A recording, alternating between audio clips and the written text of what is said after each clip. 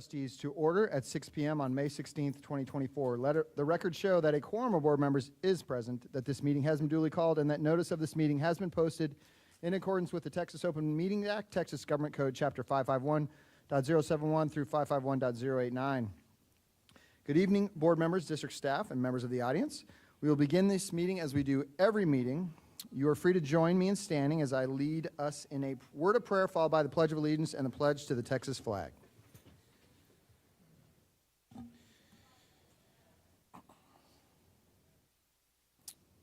Heavenly Father, we come to you with tremendous gratitude for the many talented students and staff members growing greatness in Comal ISD.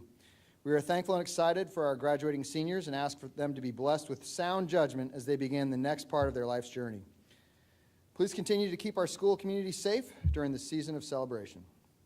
We give thanks for Michelle Ross and her family, and for Michelle's amazing leadership for the past many years in our district. Please grant her the inspiration to advocate for Comal ISD in new venues. We are thankful for Amy Shaw and her willingness to serve Comal ISD. Please grant her and all of the board members the wisdom to always make the best decisions for all students in our district. Also, please grant wisdom to our state leaders so that they may better understand the importance of public education to our future as a state and a nation. We ask for your blessing and healing for the Jones family and the Stanford family, and for all those members of our community who have suffered illness, injury, or loss. In your name we pray. Amen. I pledge allegiance to the flag of the United States of America and to the republic for which it stands, one nation, under God, indivisible, with liberty and justice for all. Honor the Texas flag.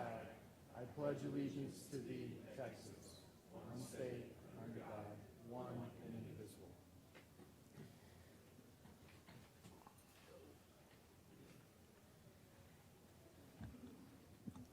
Welcome, visitors. We're excited to we get to acknowledge over 200 students tonight for their accomplishments to start our meeting, which is always the best part of every meeting.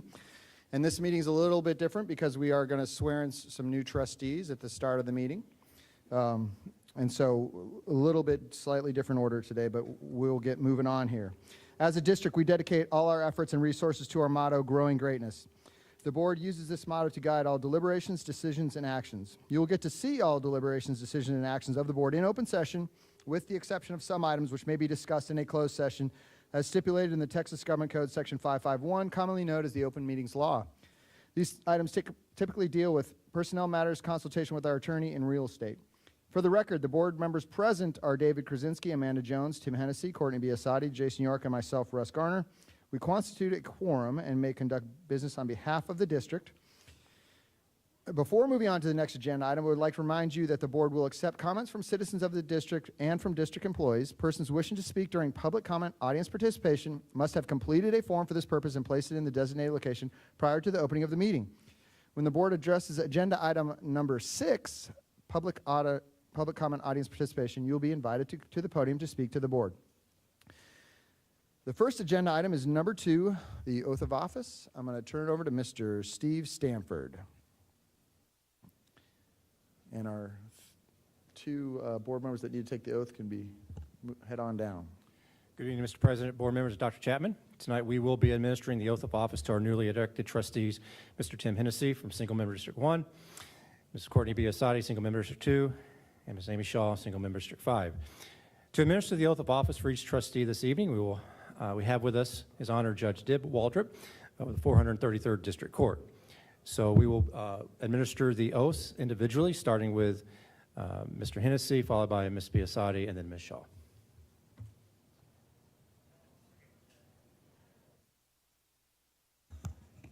Good afternoon. I just wanted to thank you all for administrators, board, teachers, et cetera, for having me here. It's a pleasure and an honor to be here, to get to do this, to swear in not only your new board members, but also one friend for sure. And back in the 19th century, I think it was Daniel Webster who said the most important occupation known to man is the tillage of the soil. In the 21st century, some might argue with today's technology, might be a little bit different, including the fact that now that we've got AI, artificial intelligence, the next thing we're going to have to do is come up with somebody to teach some kids how to stop AI, right? So I would argue that the most important occupation known to man in the 21st century is educating our kids.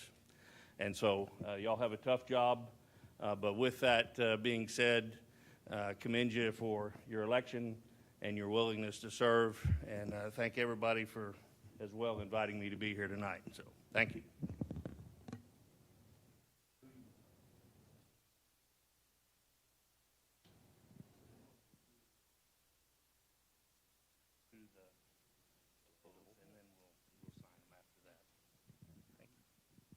All right, if you would, just raise your right hand. I, and state your name. I, Tim Hennessy, Do solemnly swear or affirm do solemnly swear and affirm that I will faithfully execute the duties that I will faithfully execute the duties of the office of School Board Trustee of the office of School Board Trustee for the Comal Independent School District for the Comal Independent School District of the State of Texas, State of Texas, and will, to the best of my ability, and will, to the best of my ability, preserve, protect, and defend preserve, protect, and defend the Constitution and laws the Constitution and laws of the United States and of this state. of the United States and of this state. So help you God. So help me God. Thank you. Congratulations. Appreciate it. So if you want to.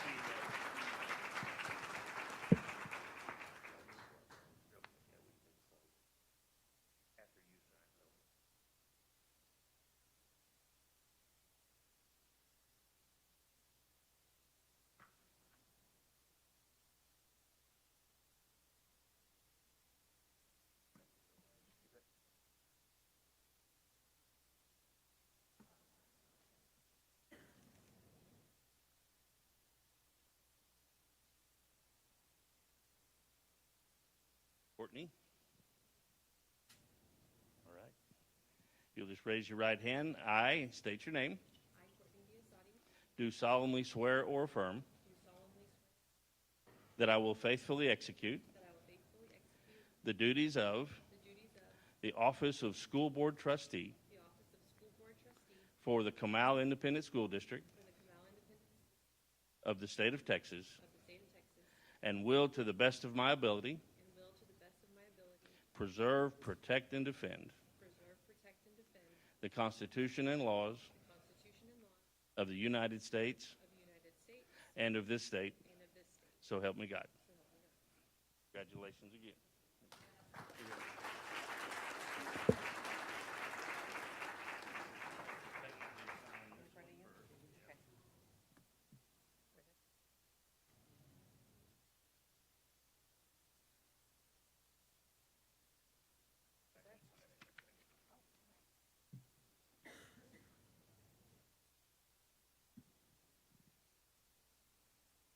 I guess.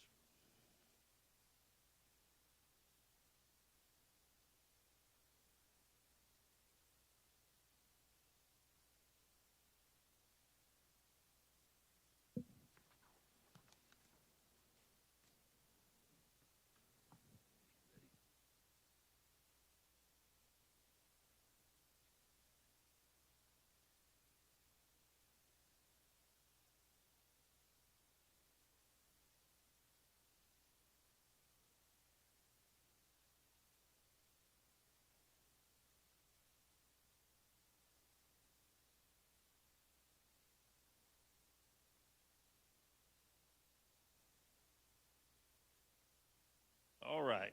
So, Ms. Shaw, if you would raise your right hand as well, and I state your name, I, Amy Shaw, do solemnly swear do solemnly swear that I will faithfully execute that I will faithfully execute the duties of the duties of the office of School Board Trustee the office of School Board Trustee for the Comal Independent School District for the Comal Independent School District of the State of Texas, of the State of Texas, and will, to the best of my ability, and will, to the best of my ability, preserve, protect, and defend preserve, protect the Constitution and laws the Constitution and laws of the United States of the United States and of this state. and of this state. So help me God. So help me God. Congratulations. Thank you. This one first.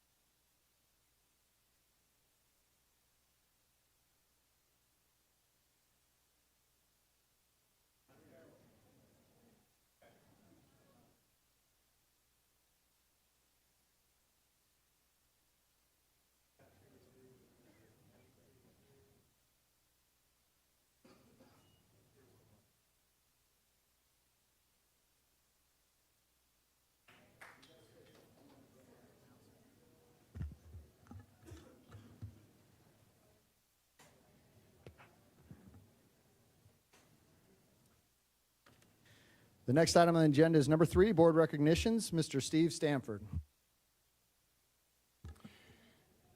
Good evening once again, Mr. President, Board of Trustees, Dr. Chapman. We are excited to have several recognitions for you this evening, and we appreciate the parents and students who took time to be here.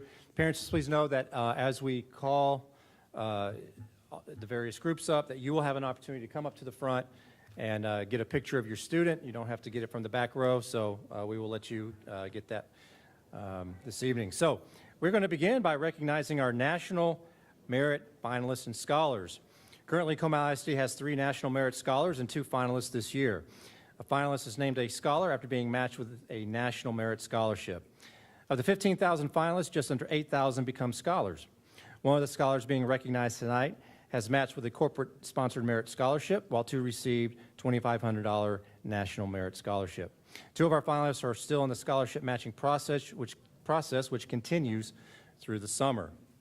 And so, with us this evening, we have one of our 2024 National Merit finalists, and that is Dakota Fisher from Memorial Early College High School.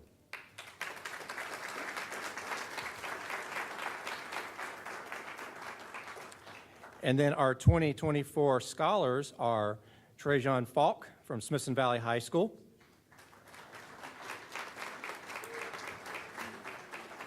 He won a corporate-sponsored merit scholarship from USAA.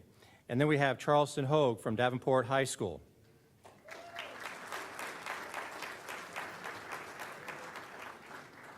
And he is a $2,500 National Merit Scholarship winner. And then we have finally Kumar Karode from Davenport High School.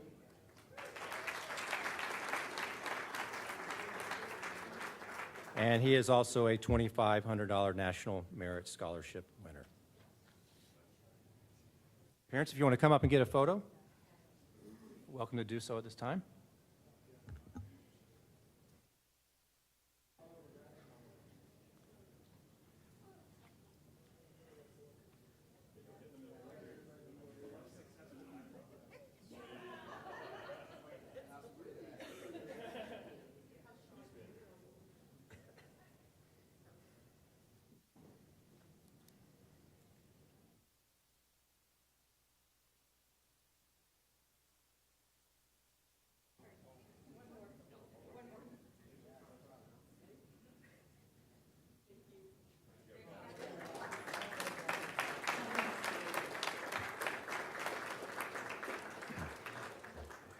Next, we have the fall stock market game winners for Central Texas. 2 teams from Oak Creek Elementary won the first and second place spots in the competition, which challenges students to learn about the world of stock trading by investing a virtual $100,000 in real-time stocks. The top 2 teams with the highest portfolio value, along with their teachers and schools, are honored, and the top teams this fall were both from Oak Creek. In second place was the 4th grade team of Henry Agnes and Daniel Ream.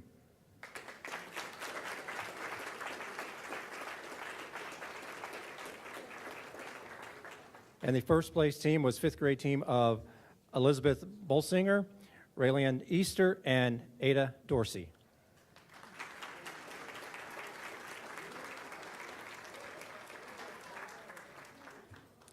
Also like to mention that Ada was also this year's state winner in the Invest Right competition and the national second place finisher in the 4th to 5th grade division, winning a laptop computer, classroom pizza party, trophies, and more. The Oak Creek GT teacher is Sheila Pfeffer.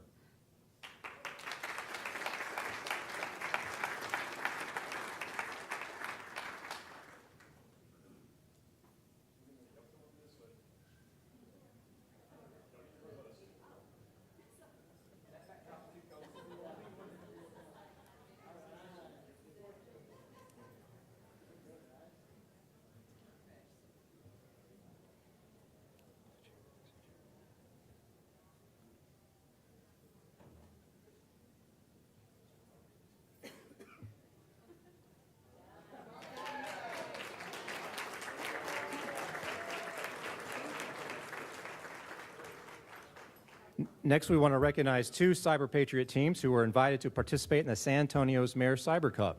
Winning the best rural high school in San Antonio area is the Hill Country College Preparatory High School team, which couldn't be with us tonight. The second Comal ISD team invited was named the middle school all-girls team in the San Antonio area from Piper Ranch Middle School. And the team includes the following: Belle Dezeche, Berezi Esquivel, Sarah Galvin, and Zoe Zook.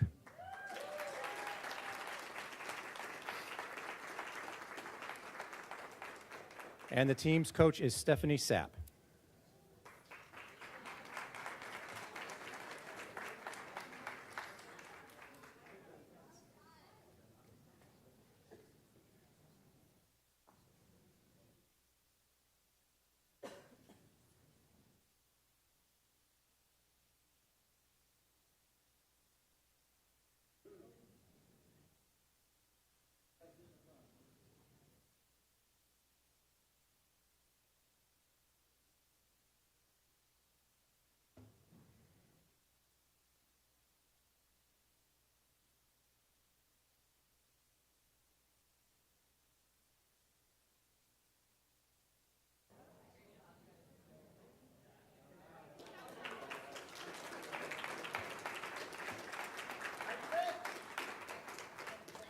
Next, we'd like to recognize the robotics team from the Memorial Early College High School, which advanced to the first robotics state competition. We have several team members, so if you will hold your applause until I call all of them.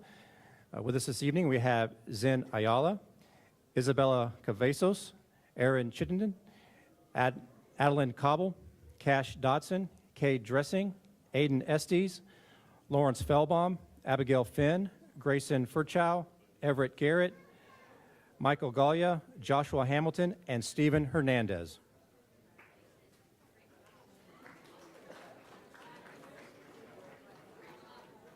Oh, wait a minute. There's a second page. Sorry about that. I was wondering why there was a smattering of applause. We also have Tulip Juarez, Nolan Judkins, Benjamin Kelman, Clayton Lane, Chance Lucas, Maya Matthews, Owen McNamara, Ava Miller, Lily Perez, Megan Rand, Jaden Sizlove, Stone Stanford, Callie Wytrick, and Madeline Williams.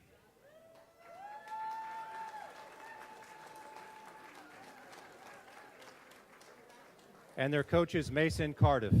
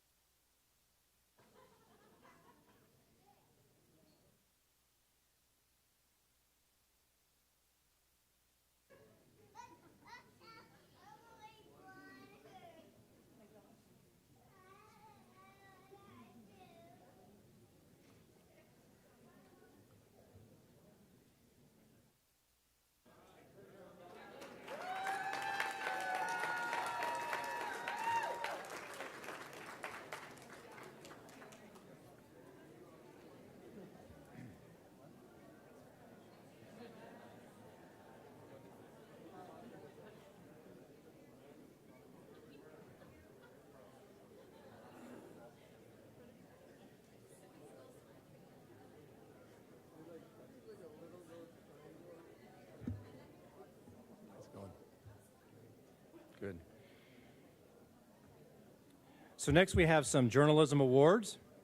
This week, a Smithson Valley High School junior won the school's first state championship in UIL journalism after placing first in feature writing, third in editorial, and fifth in headline writing.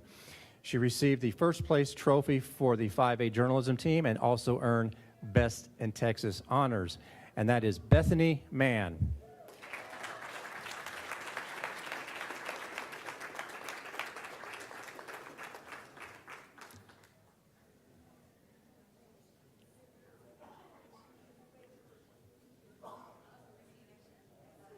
So in addition to Bethany, there were 8 other journalism students from Smithson Valley Ventana staff that received recognition for their work in the Texas Association of Journalism Educators 2024 Best in Texas News and Broadcast Program. And these individual honors were given to Ava Areola for sports feature, Lucas Hayter for sports game story, Allison Howe for staff editorial, Olivia Ingram for feature story, Alyssa Castell for sports feature story and sports feature photo, Andrew Lewis for news story, Alex Swetchel for story portfolio, feature story, sports feature, and staff editorial, and Austin Young for entertainment review. And their advisor is Margaret Edmondson.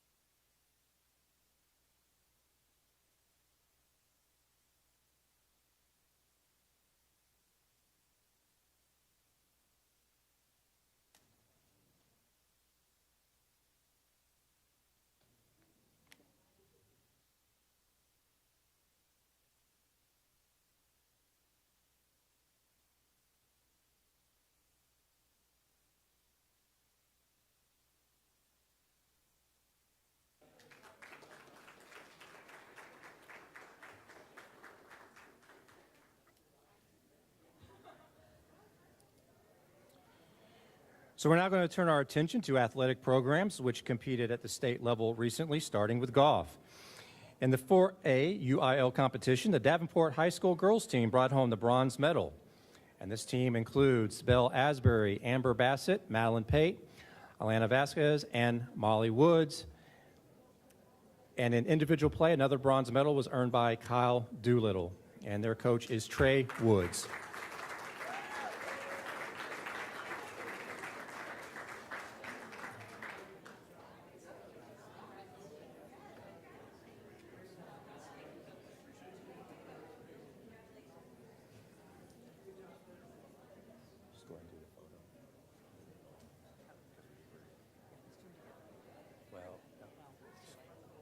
Go ahead and do it. Yeah, just don't worry about it.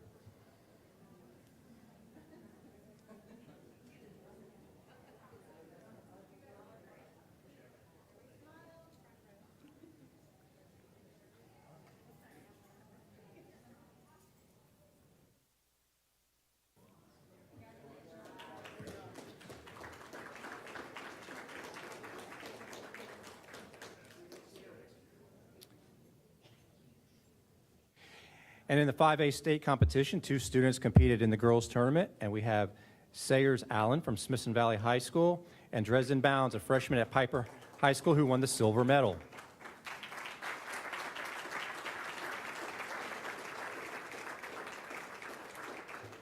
The Piper head coach is Chris Will and assistant coach Robert Gomez, and the Smithson Valley coaches are Jason Poppy and Brooklyn Sutton.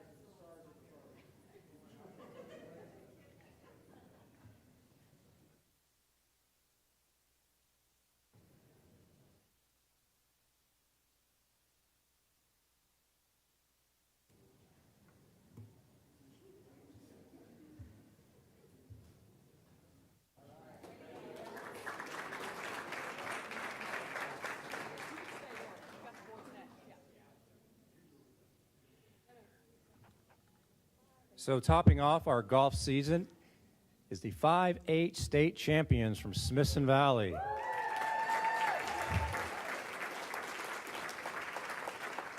They brought home the first state golf title in the district, and the winning team includes Cole Cantu, Ryan Griff, Aniston McElwain, Aiden Page, Rowan Rakin, and Zach Cedar.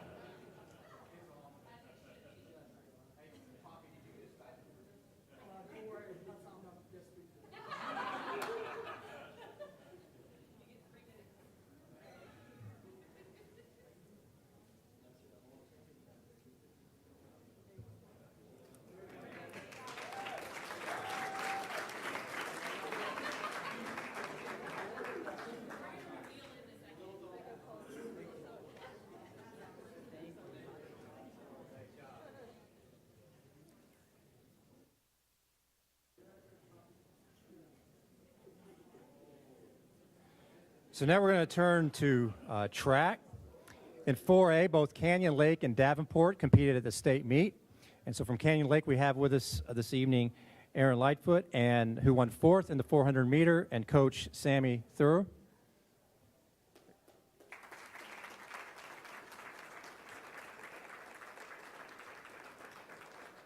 And then from Davenport, the girls 4x400 relay qualified for the state and included Kendall Fallon, who also qualified in the 300 hurdles.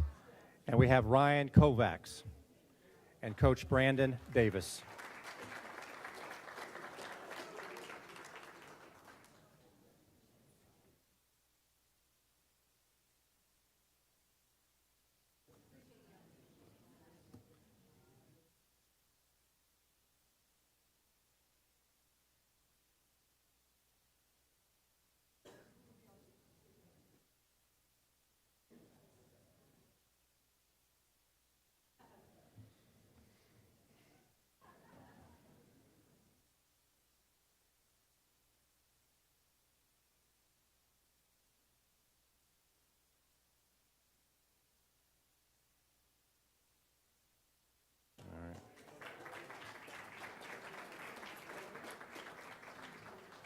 So in 5A track competition, we had Canyon, Piper, and Smithson Valley athletes compete. And from Canyon High School, our state qualifiers include Maya Aldrich, 300-meter hurdles, and Luke Bell, also the 300-meter hurdles.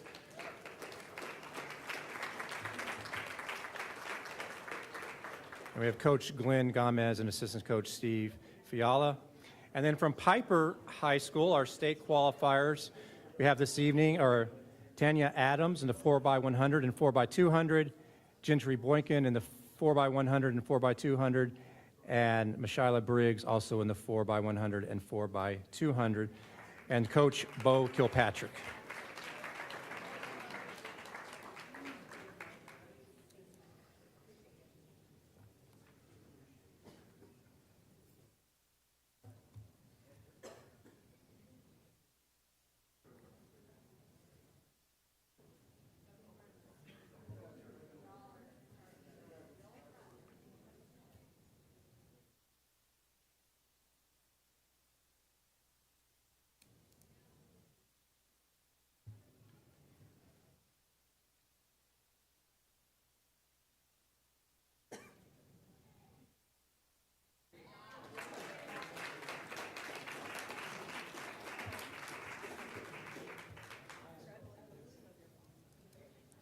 Our Smithson Valley girls team placed 3rd in the state, earning the bronze medal. And team members with us this evening include Ella Pickering, who was a state champion in pole vault.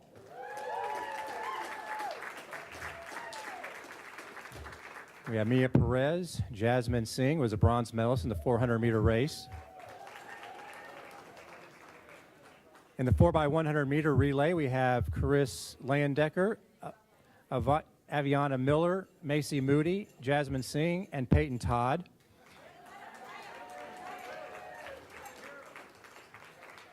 In the bronze medal winning 4x400 meter relay, we have also Aviana Miller, Mia Perez, Jasmine Singh, Isabella Sutherland, Lillian Koenig, and Erica Arzu Barrios.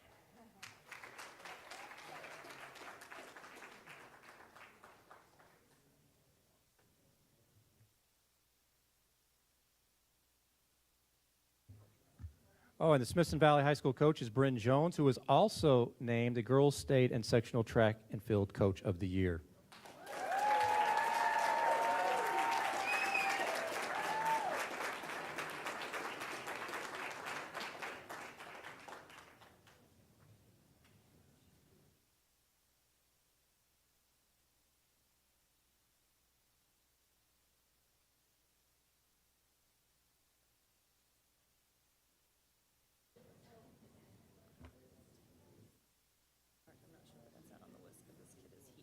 Okay.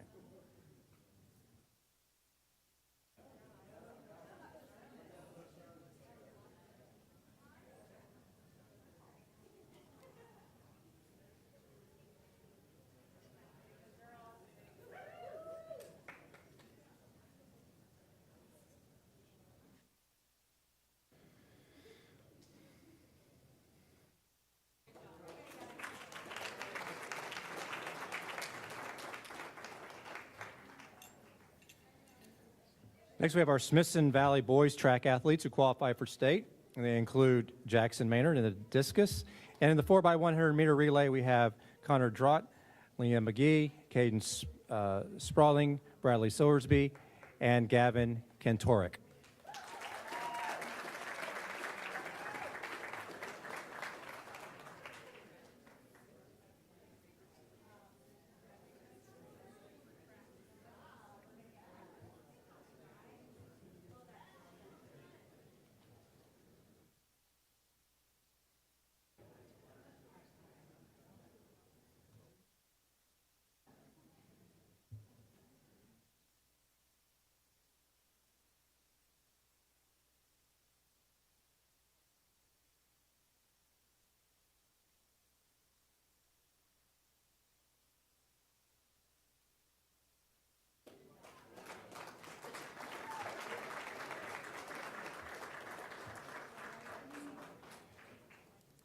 Now we turn to our All-State Dance honorees who were nominated to participate in the Texas Dance Educators Association All-State Dance Team to represent their school at the state level.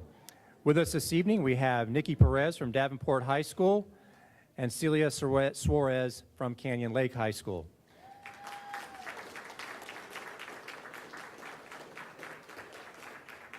And we have dance director from Canyon Lake, Sarah Grudel.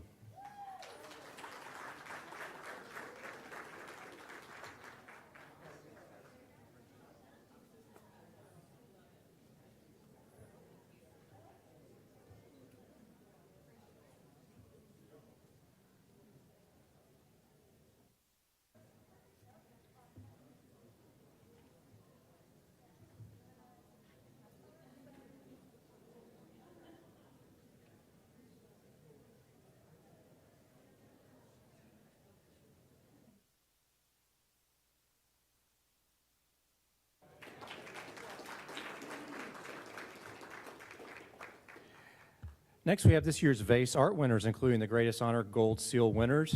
These three students received the ultimate honor as artists when their submissions to the Texas Visual Arts Scholastic event were named Gold Seal winners. And they're not here this evening, but I do want to call their names: Macy Gill at Canyon Lake High School, Emery Mathern at Canyon Lake, and then Mads Patton at Hill Country College Prep High School. But we do have with us this evening other students who received state VASE honors, and they are Savannah Cargill at Canyon Lake High School, Kay Akahata, Memorial Early College High School, and Lane Letty, Canyon Lake High School,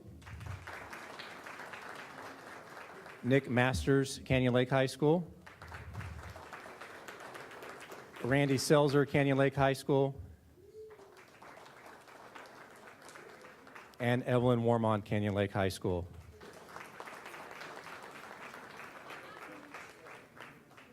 And we also have Our teachers, Mark Harrison and Lynn Odom.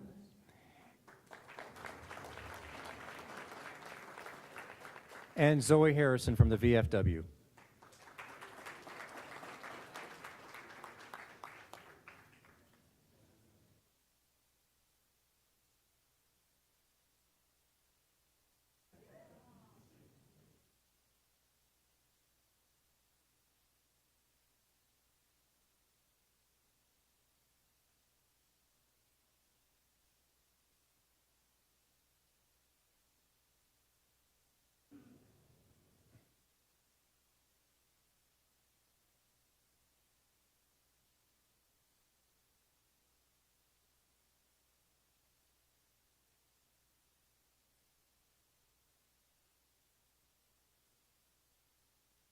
If Zoe, if you could stay up there just for a moment. The rest of you, if you come on, Zoe.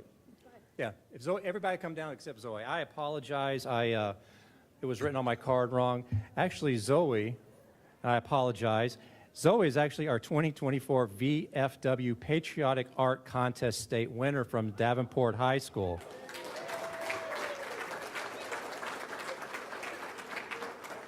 And she is advancing to the national competition. So congratulations once again, Zoe, and I apologize for that mix-up earlier.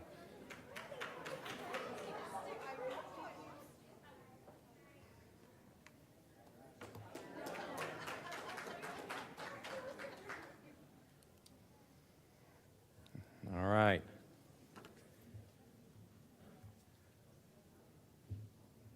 Just so you know, we have 26 cards and I'm on 16, so we're halfway there. We turn now to 3 Winter Guard teams which qualify for the state competition this year, including the following. We have the Canyon Lake High School Winter Guard, and with us this evening is, apologize if I mispronounced that, Sachabella Juarez, Lane Letty, Caden Lewis, Caitlin Marion, and Madison Potter, and Director Eduardo Gonzalez.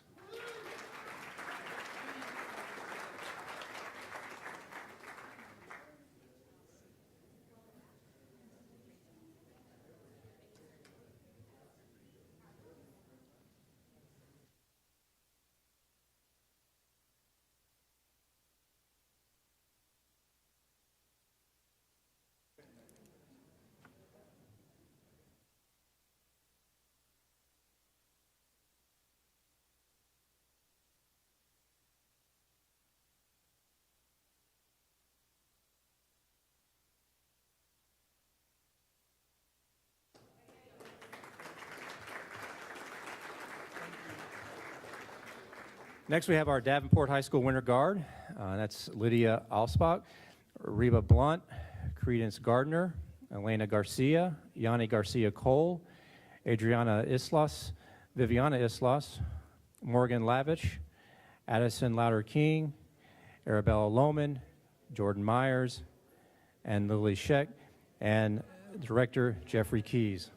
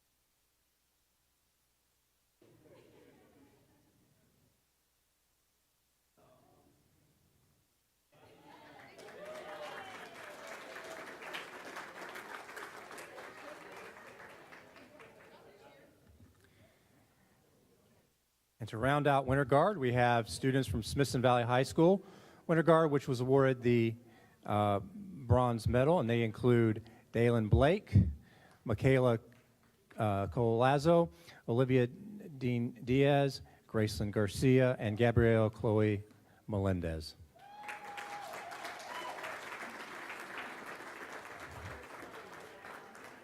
And the directors with us this evening are Samantha Grudinsky.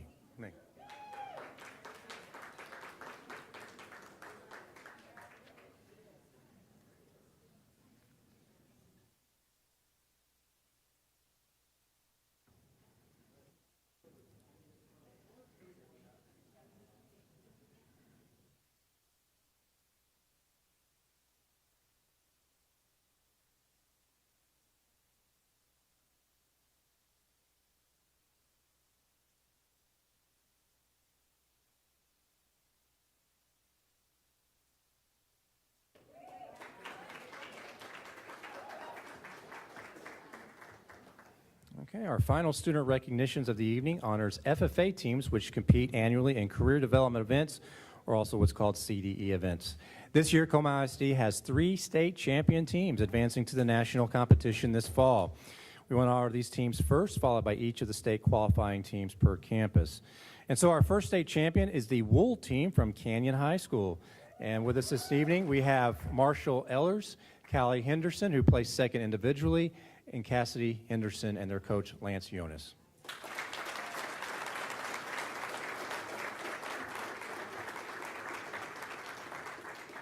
The second state champion is the Ag Sales team from Canyon Lake High School, and members include Grant Cover, who placed third place individually, Dean Platt, Carson Reinhardt, and Dylan Wunderlich, who is also a member of the Dairy Cattle team, and their coach, Emily Gwynn.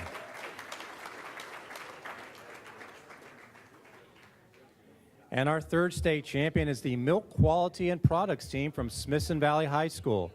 And with us this evening, we have members Hannah Daniel and their coach, Emily Riley.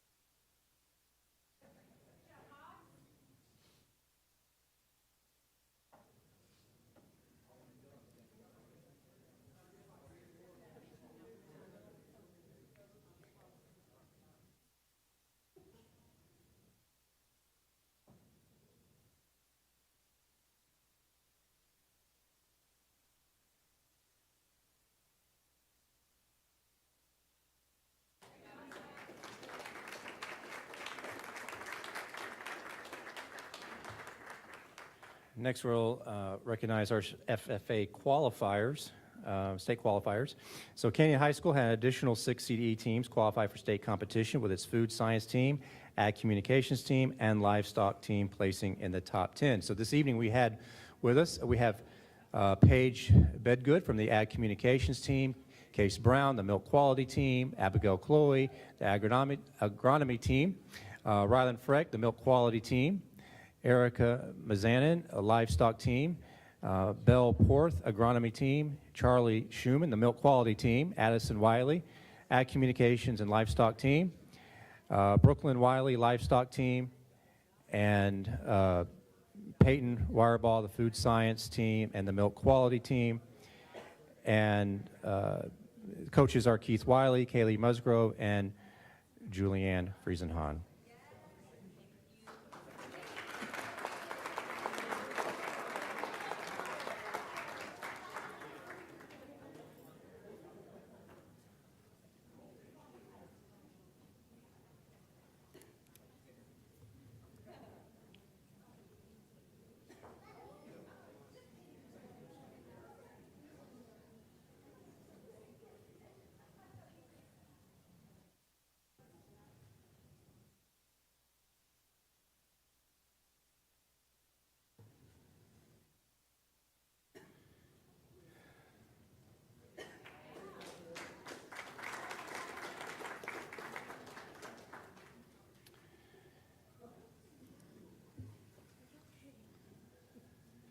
Next, we have our Canyon Lake High School Dairy Cattle team, which placed 5th place in state. And with us this evening, we have Western Ackerman, who's also on the Forages team in Applied Ag Engineering.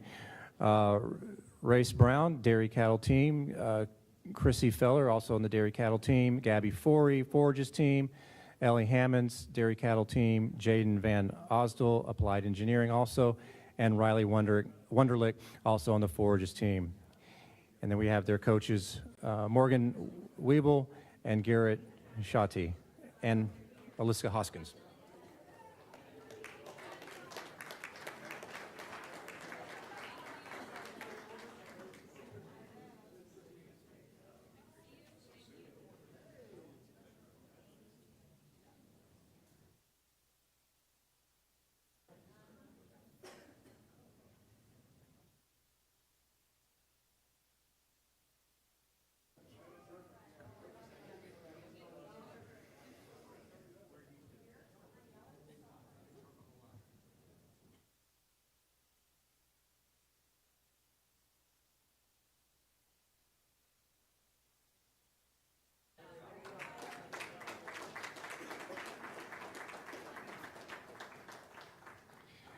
And the Davenport FFA had a team, CDE team qualify for state competition and livestock judging. And with us this evening, we have Peyton Batke, Kellen Kirkpatrick, Kate Nash, and Ella Pinkham, and their coach, Cody Perner.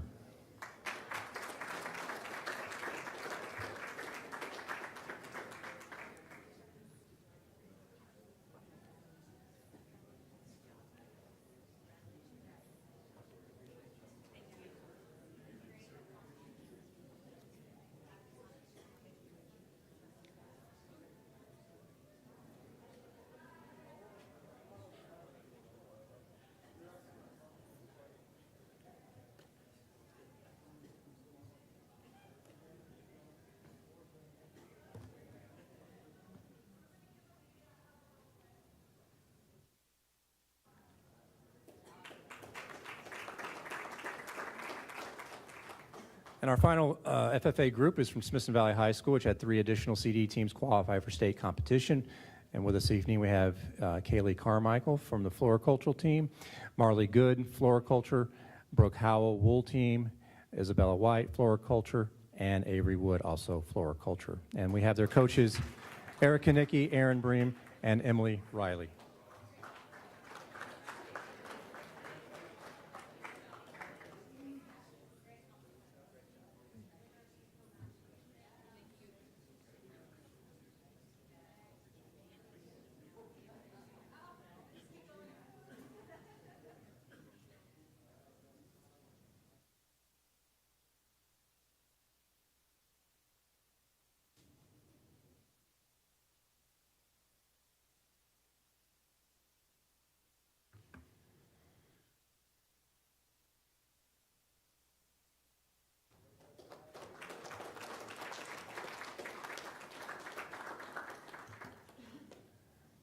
All right, and to round out our recognitions this evening, we're going to recognize our 2023-24 Comal ISD Leadership Academy cohort.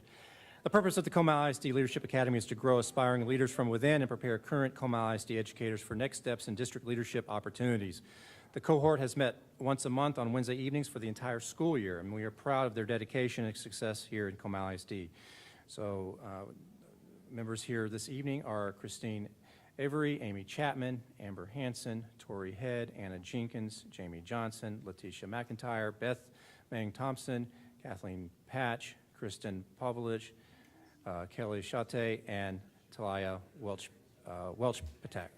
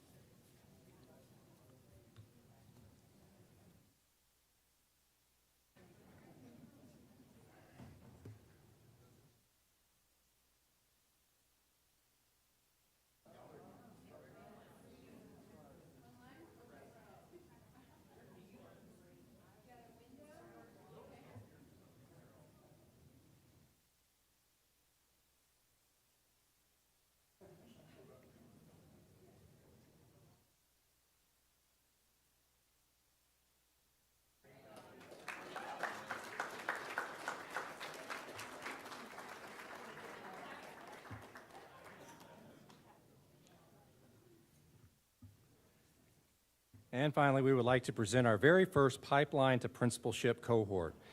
The purpose of the pipeline program is to prepare current Comal ISD assistant associate principals to become principals within the next year or two.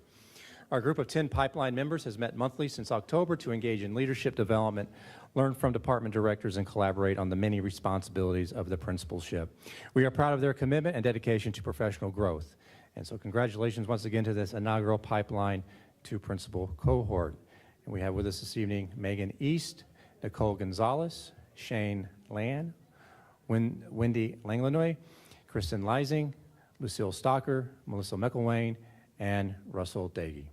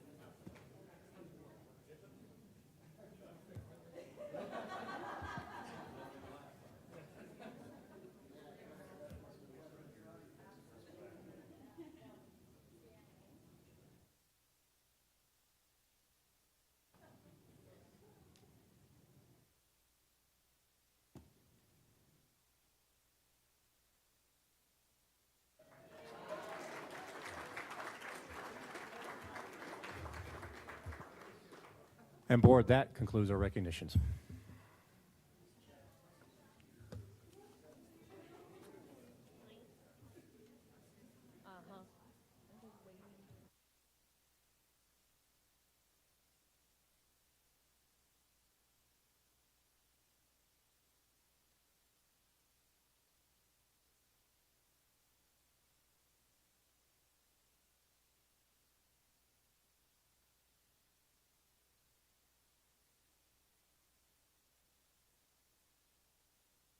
Okay. Okay, before moving on to the next agenda item, I'd like to remind you that board will accept comments from citizens of the district and from district employees. I know we do have at least 2 people tonight. Person who wishes to speak during public comment participation must have completed a form for this purpose and placed in the designated location prior to opening of the meeting. When the board addresses agenda item number 6, public comment, you'll be invited to the podium to speak to the board. The next agenda item is number 4, closed session, as authorized under Texas Government Code, including but not limited to Section 551.071.074.082.0822 and .089. Item 4A, pursuant to Texas Government Code 5.1.074, discussion of the school board reorganization. Audience members are welcome to remain in the boardroom, and board members recess for deliberations. Time is now 6:59 p.m. Okay. Okay.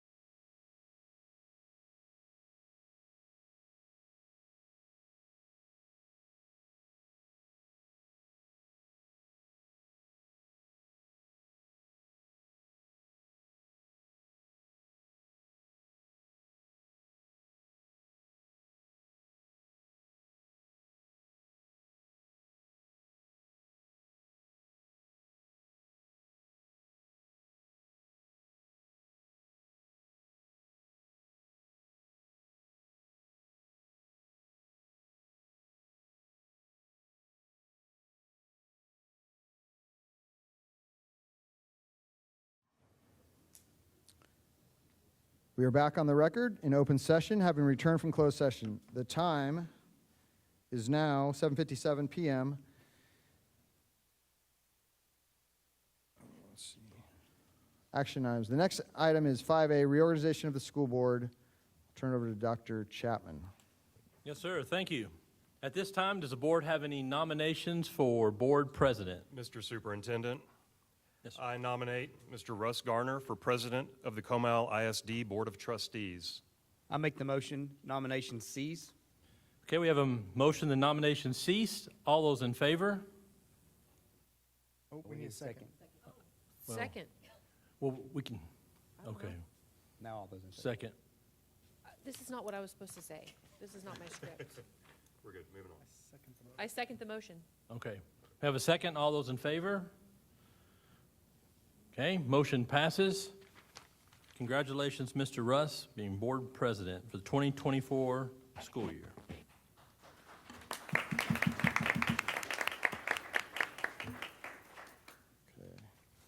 It's not my script. Are there any nominations for vice president? Mr. President, Ms. Biasotti. I nominate Tim Hennessy for Vice President of the Comal ISD School Board of Trustees. I make the motion. Nomination cease.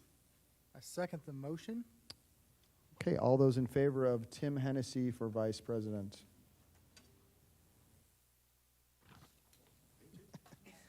With a vote of 7-0, I declare Tim Hennessy elected vice president of the 24-25 Comal ISD Board of Trustees. No applause for Tim? Okay, are there any nominations for board secretary? Ms. Jones. Mr. President, I nominate Mr. David Krasinski for Secretary of the Comal ISD Board of Trustees. I make the motion. Nomination cease. I second the motion. All those in favor of David Krasinski for secretary? With a vote of 7-0, I declare David Krasinski elected as secretary for the 24-25 Comal ISD Board of Trustees.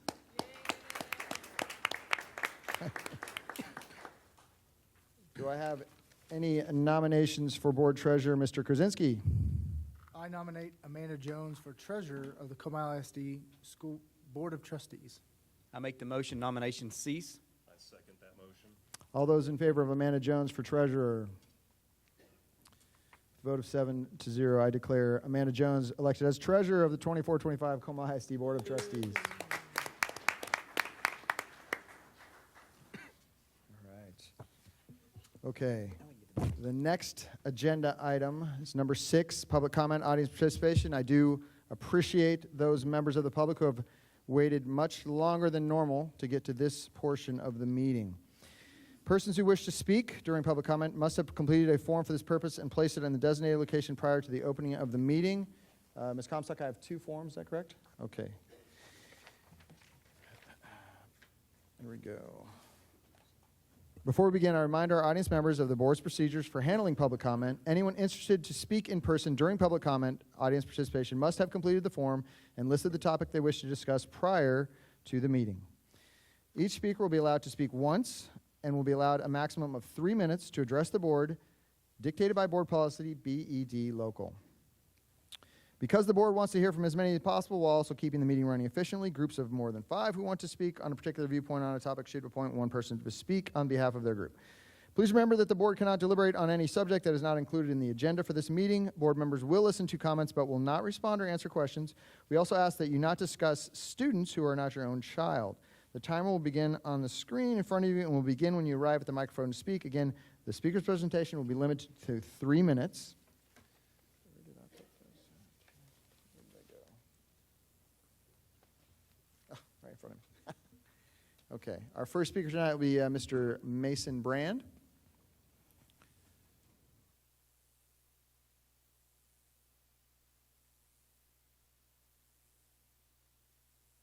Okay. Good evening, Board of Trustees. I am Mason Brand, a retired Marine Corps officer and father of 2 children at Piper Ranch Middle School. We now have over 4,000 signatures and counting on our petition to oppose the Creek Bend Phase 1 and Phase 2 affordable housing project at the northwest corner of 281 North and Borkfeld Drive. Concocted by the developer, Pedcore Investments, the City of San Antonio, and the San Antonio Housing Trust. Make no mistake, the aforementioned entities now have their sights set on Comal ISD schools. Due to being blinded by their own political goals and objectives and foul planning, these organizations were unaware the dire consequences their plans will have on our children's education and safety in our local Comal ISD schools, and were unaware of the school district's no transportation zone in the local area. They admit in their own planning documents they will have to place a VIA bus station at this location. So we urge you as our elected school board of trustees to adopt and implement a policy that forbids San Antonio VIA buses from entering our children's campuses. The city of San Antonio will have no way to guarantee criminal elements or child sexual predators will not end up on these bus routes. Additionally, Pedcore Investments will receive millions of dollars of property tax deferments while the rest of us pay Comal ISD property taxes, and swaths of our children have no school district bus service. Thus, we urge you to make no school district bus exceptions or other transportation exceptions that will enable this development. We urge you as our elected school board of trustees to reject monetary offering Pedcore Investments, the City of San Antonio, or the San Antonio Housing Trust would propose to convince you otherwise. We need this policy in place in our political arsenal and the will to not cave under political pressure from these influences to protect our children in these schools. We also urge Comal ISD to ensure it files a protest of this development with TDHCA.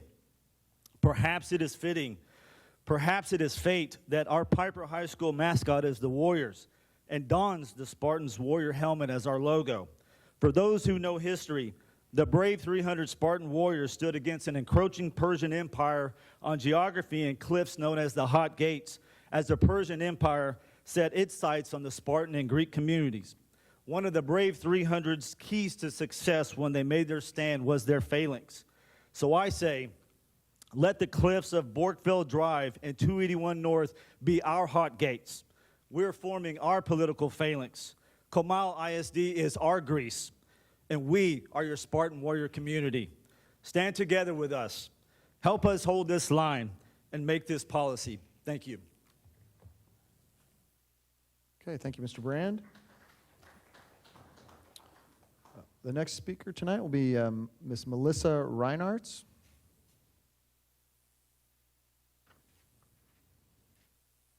Hello, thank you for your time tonight. My name is Melissa Reinartz. I'm a longtime member of this community. I am very invested in Comal ISD as I've been a teacher at Canyon High School. My husband graduated from Canyon High School. I have 4 kids in the district. My oldest is graduating next week. I have a junior, I have an 8th grader, and I have a 2nd grader. And what I'm here to discuss tonight is an issue that's been in the news lately, cultural and social changes that we see sweeping the nation, and this is with inappropriate library books in our libraries. When I speak to my neighbors on this topic, they say, oh no, never here, there would never be any books like this in our libraries, and they are shocked when I inform them that there are. There's a bunch of red tape, in my opinion, and hoops that we are having to jump through to bring this to the attention of the community and to y'all. And so I just want you to be aware that it feels like there's kind of storm clouds brewing on this topic, and your constituents do not understand why books of this nature would be allowed in our libraries with explicit and inappropriate language, explicit and inappropriate sexual content, and it doesn't make sense to us why we have to fight to try to get these books removed. It should be an issue of the library, I guess y'all telling us why these books should be on the shelves in the first place. This is important to us. I'm going to connect it to another issue. Your community is watching how these issues are handled, and with vouchers coming on board soon, there are several families watching how these issues are handled, and I'm very pro public school, but my 2nd grader, our family is having conversations about private school and other alternatives if this type of thing isn't nipped in the bud. So please know we support you.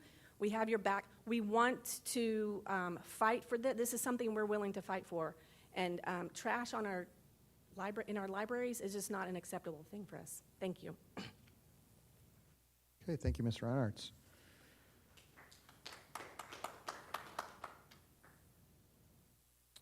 Okay, the next agenda item is Board President's comments. So first off, I'd like to publicly welcome Ms. Shaw to the board on behalf of the board, and we all look forward to working with you over the next multiple years. Okay, I do have one other comment. So we continue our season of celebrations. So one of the things that's happened recently is our governor has continued to be a politician and not a leader. While he continues to belittle public ed, here's what I have witnessed in the past week in Comal ISD. 86 of our top graduating seniors in the district were honored, each of them choosing an educator to be honored with them.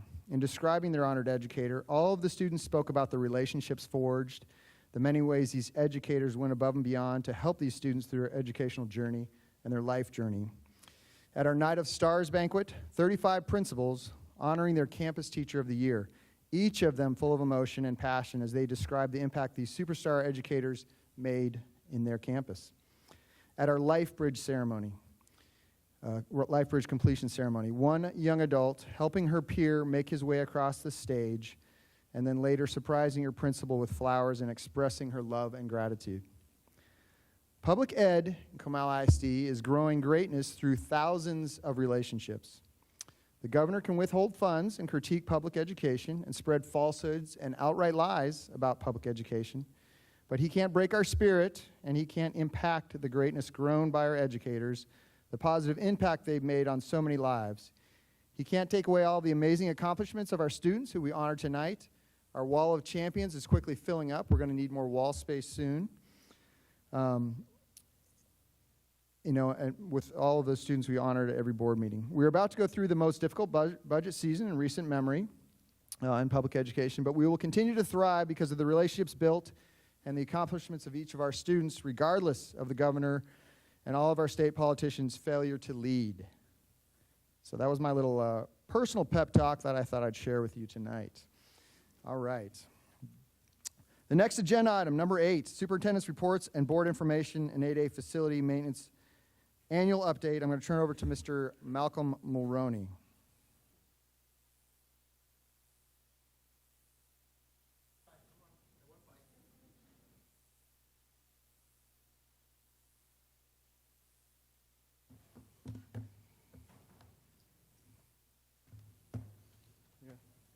You guys grab these seats. All right.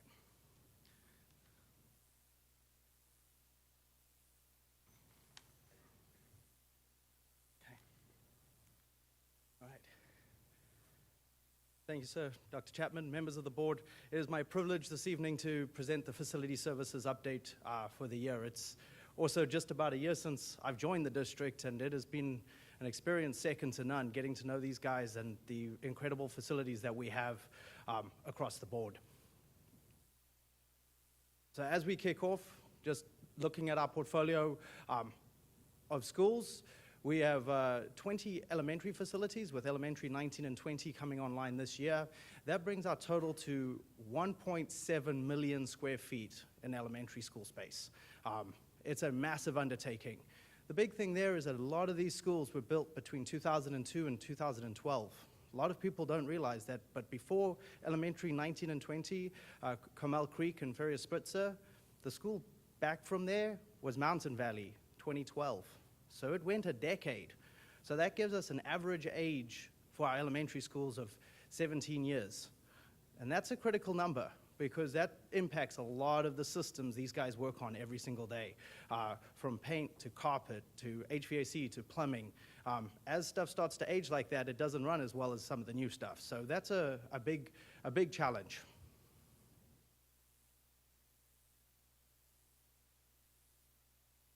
So looking at our secondary portfolio, with opening middle school 8 and Hill Country College campus this year, we'll have 8 middle schools and 7 high school facilities.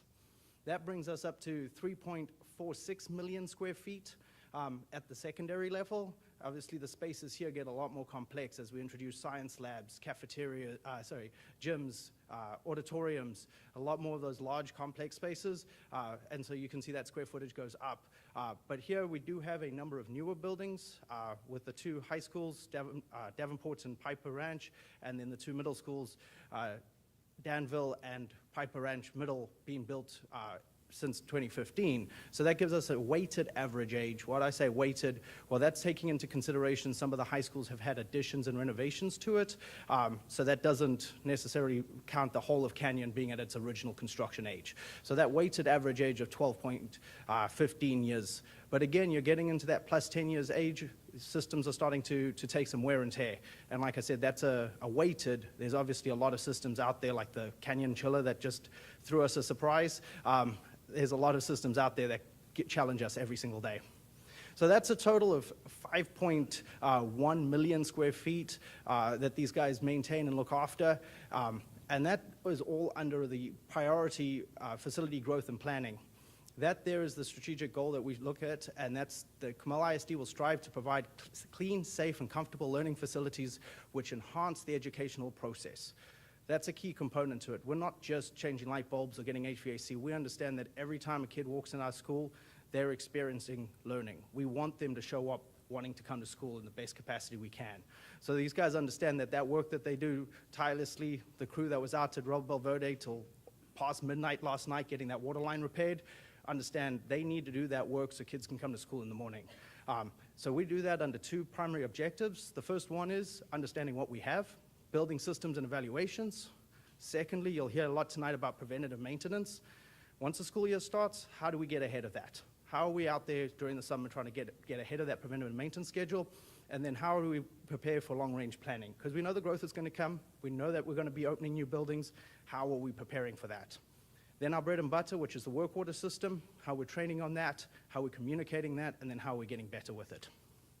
So with that, I finally introduce you guys to what I call the magic makers, and I'm going to embarrass them a little bit here because they really are the magic makers. One, they don't like to be seen. They're getting photos and getting them come out. They like to do their work, but in that 5.1 million square feet, all the spaces that you work in every day and the air is comfortable and the water flows and the sewer works and the outlets on and the lights come on, that's what they're doing every day, making that magic happen. Now, sure, we get to see their work every now and again when systems break, and they're there and we get to see behind the curtain, but it's all that time that we don't get to see them, that they're out there making that stuff happen for us so that we can enjoy and educate the way that we do. So with that, I'm going to hand over to Trent to introduce his team. Thank you. So I'm going to introduce our department leadership team, most of who are here tonight. Ms. Shelley Schilling is my accounting associate. Holly Alexander came to us from communications. Just this Monday was her first day with us. She's my senior associate.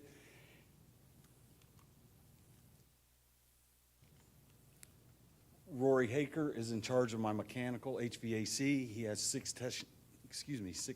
technicians that work underneath him: boilers, chillers, cooling towers, roof units, building controls, scheduling of HVAC. Brian Brooks is my electrical foreman. He has 3 licensed electricians underneath him: main switchgear, replacing light fixtures, hookup of equipment, exterior lighting, emergency lighting, just all kinds of really fun stuff. Plumbing. Tim D'Amico is my foreman for plumbing. He has 3 plumbing technicians and 1 irrigation technician underneath him. Obviously, they take care of our domestic water, our hot water heaters, and the large hot water heaters that are called boilers, backflow testing, irrigation systems, gas pipe service, annual gas pipe testing. Brad Campbell takes care of our wastewater plants, the really fun stuff in our district. We have 6 major systems and 7 conventional septic systems throughout our district. He must maintain proper bacterial levels, pumping down when we need it. Domingo Hernandez is in charge of our kitchen and appliance technicians. He has 2 of them that work for him. They're in charge of all of the kitchen equipment, stoves, walk-in coolers, freezers, water softeners, ice machines, any appliance that we have in our department, or our district, dishwashers, washers and dryers for athletics. And then our general maintenance, and Mark Morgan is our environmental and compliance specialist. He takes care of our air quality, indoor air quality testing, water testing. He's our integrated pest management coordinator. He must take care of all of our records for pest management, herbicide, and pesticides that we get audited on by the state. We have a fire alarm, 2 fire alarm crews, our locksmiths taking care of all of the doors, paint, carpentry, welding, and our athletic guys, grounds guys at the campuses, making sure all of the turf fields as well as the grass fields are taken care of. And then my custodial department, David Garcia and Judah Lawrence. Judah's in charge of the town campuses, and David's in charge of my hill country. As Malcolm said, 5.18 million square feet of campus, 168 folks right now. That's about 31,000 square feet per person, and if you really think about that, that's 44 classrooms per custodian that they're taking care of. They do an outstanding job. They're proud of their work, and they get it done. And with that, I'm going to let Chris Huff speak about our work order system. Educate me, how do I switch over? That's it, just right there, when you're ready. Okay, so one thing I like to introduce to y'all is one of the new changes made within the maintenance department and for our maintenance team. We implemented a new work order system. We changed from school due to incident IQ. This has been a little bit challenging for us as it was new, and it was a learning experience for us. As you can see, looking at the chart,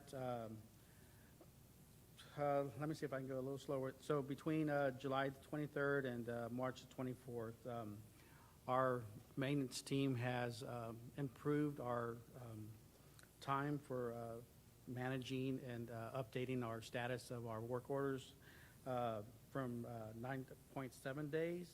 That's our average time we take to start the ticket. And that was between July 23rd when we started to present time.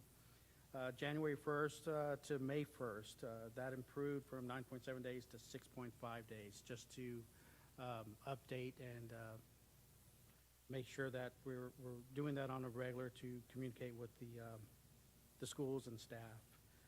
We also, at that time, between when the work order system started in July of 2023 to May 24, our average time to complete a ticket was 14.3 days.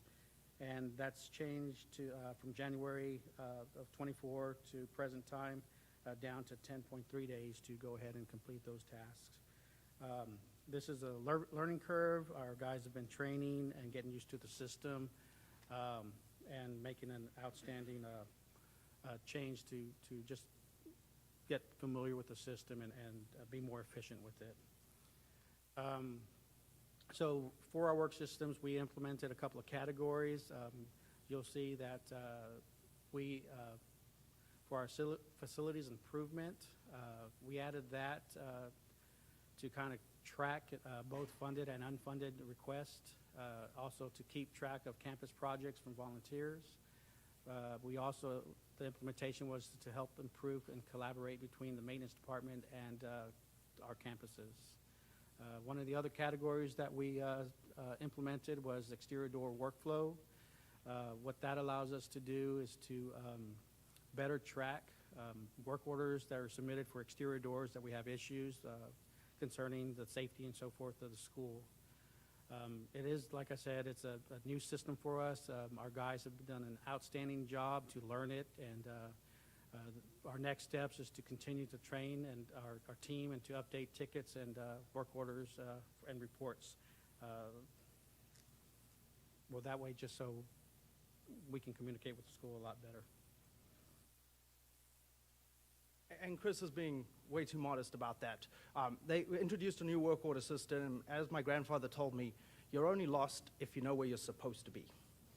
This is our bread and butter. We had to establish some baselines, and that meant making sure that we were working with the tickets, adding comments to them, and that's a lot of vulnerability for these guys to go back in. At the end of the day, they want to do their tickets and do the work and move on.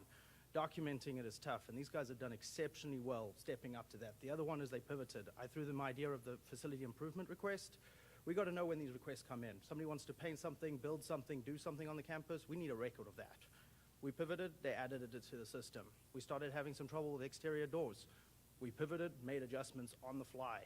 So the guys' willingness to adapt and use the system has been phenomenal. That's only going to lead to later success. One, you've seen the immediate win as we started utilizing it better, but now we're starting to baseline and we'll be measuring ourselves for the next 5 years, how we're carrying on and how we're getting better. So this is a huge step in the right direction. So moving forward for us this summertime, our big push is going to be preventative maintenance. We do not have any large-scale projects as far as the maintenance is concerned. So we're going to be doing some shutdowns of campuses to check switchgear, boiler inspections and chiller inspections, the cleaning of coils and belts. We will do backflow inspections, gas pipe testing that is required. Freezer and coolers will be, and the ice machines will be cleaned, the filters changed out.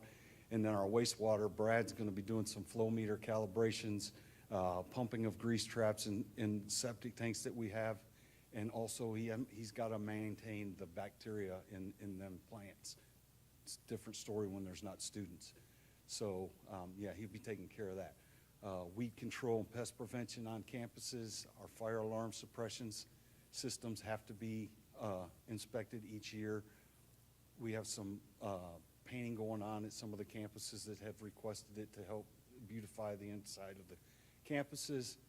Our locksmiths are going to concentrate heavily on interior doors to make sure that they're all functioning properly. And then our grounds guys will be supporting summer camps, training summer, at all the high schools. And then our custodial team, they're going to continue to do what they do. Very outstanding group of people, and they're very proud of the work that they do. Summer cleaning and waxing, staff moving and relocation, and then they support summer school and SAC at the campuses. And we've got some training lined up for them that's kind of long overdue for us that we've been made aware of. So that's what we're looking for this summer. And with that, if there's any questions, please. All right, awesome presentation. Mr. Krasinski. Thank you, Mr. President. I don't have a ton of questions. Obviously, y'all, I think it's more of a thank you, and I think other board members will say the same thing. It's you guys and gals work really hard for us for inconvenient times, late nights, after hours, times that are not convenient for your families, not convenient for you personally, and we thank you. I know that it's a tough job. Obviously, there's a lot of things that you've described here that need to be maintained, right? And I don't think I think about those things every day, but when they break, right, there's a lot of people thinking about them. So overall, I think a big thank you from me personally and my kids who utilize the facilities every single day, that y'all show up, do a fantastic job, and really, for the most part, it's not that I see any problems, right? The kids don't know all the issues, they don't know all the problems, and that's a great thing, right? It's a testament to your work, and just thank you for me personally, as a parent, as a board member, for all this hard work, because it's not, it goes unnoticed, but I appreciate y'all bringing it to our attention. Mr. Hennessy. Thank you, Mr. President. Again, probably not a question, but I do want to point out as well that what you guys do is part of our safety and security of our kids. Y'all are the biggest part of safety and security. And I know you say that you're facility services, and you're showing us all these, things that you do and great stuff like that. but you keep our kids safe in all sorts of aspects. So all of us up here would say thank you to you for that. I am excited to see the work order changes flow. So do we have our technicians now having to enter in on computers, or are we getting away from paper? Is this something? Yeah, kind of cleaning up the process, because we did in the past have issues. You know, we needed something fixed pretty immediately, and it might have dropped through a crack somewhere. So what this system here is, do we have any cracks where things can fall through? This looks a lot different to me. Yes, sir. Yes, and that's part of closing up those gaps. One of the challenges that we have is just making sure that the people who are entering it are getting that good feedback, and this is part of understanding where we are so we can make strategic training adjustments.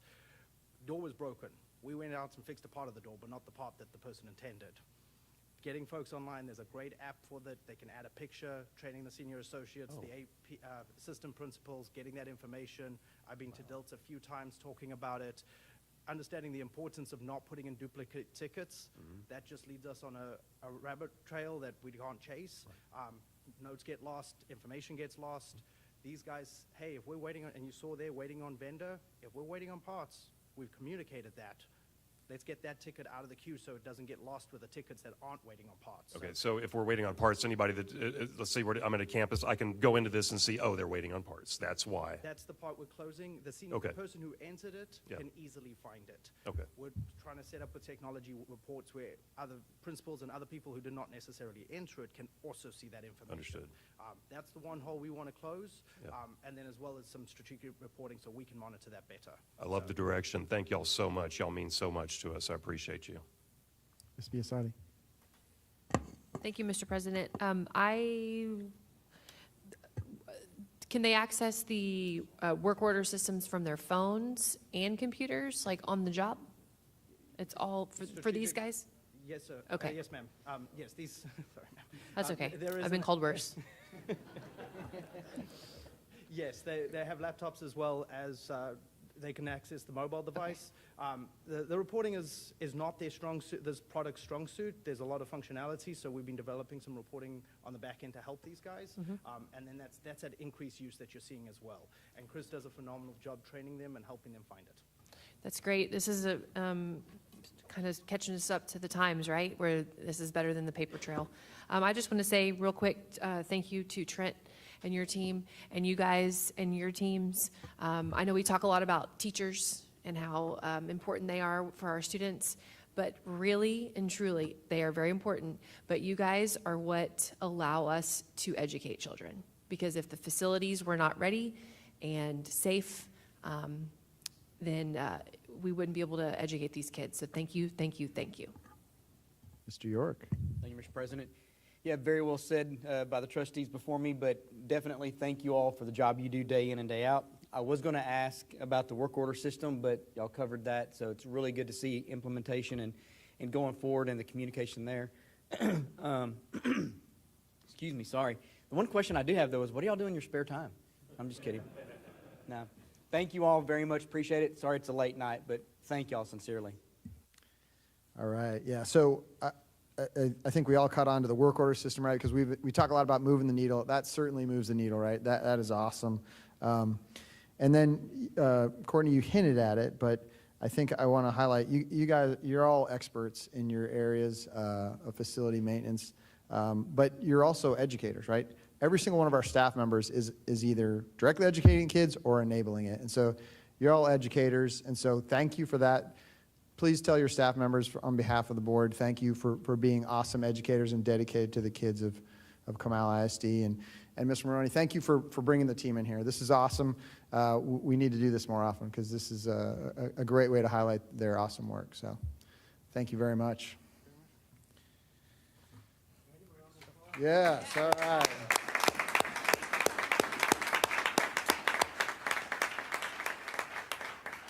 Review with you. So we started this in December of 2023. That is when TASB sent administration a survey, and through that survey they had several policies that were in there and asked us about our practice. Does your practice really match this policy? They did not want us to go look in our policy. They wanted to see what was actually happening in the school district and how does this align and how does this match. So we had that from December until February, and then on February 8th and 9th TASB policy consultant Eric Narcisse spent 2 full days with 25 campus and district administrators. So we had some of our campus principals and some of our district administrators to review the policies and practices. And throughout those 2 days, he asked us the tough questions. So he asked us tough questions about why does this work and how does this work and why do you have this policy? And he also taught us about the policies and what was a TASB-initiated policy and what was a district-initiated policy. So we went through those on those 2 days. Also on that February 9th, he visited with the Board of Trustees about the process and answered questions that you may have had at that point. And then from February until May, TASB and district administration worked to finalize recommendations. I like to say that Eric, if you call him probably for the next 4 years, he'll remember who Comal ISD is because we talk to him a lot and we say, what is this? How does this look? Why do we have this? What do we need here? So it's a back and forth with TASB as we work through this process.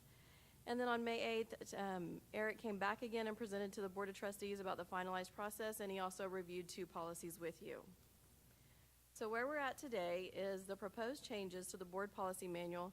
They are intended to better reflect the district's current practices, omit provisions that are no longer necessary in board policy, and also align with current law. There were 41 local policies that are recommended for addition, revision, editing, or deletion. We are also recommending removal of regulations and exhibits from board policy.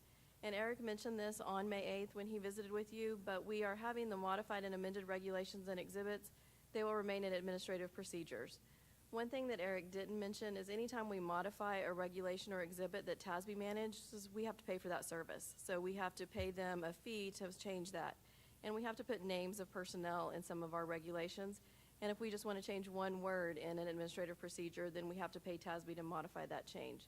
So that actually is a recommendation from TASB as well to remove those to where they're district managed so we can manage those. You've had the information, and the team is here to answer any questions that you may have about the TASB policy review and the updates. Again, this is just the first reading.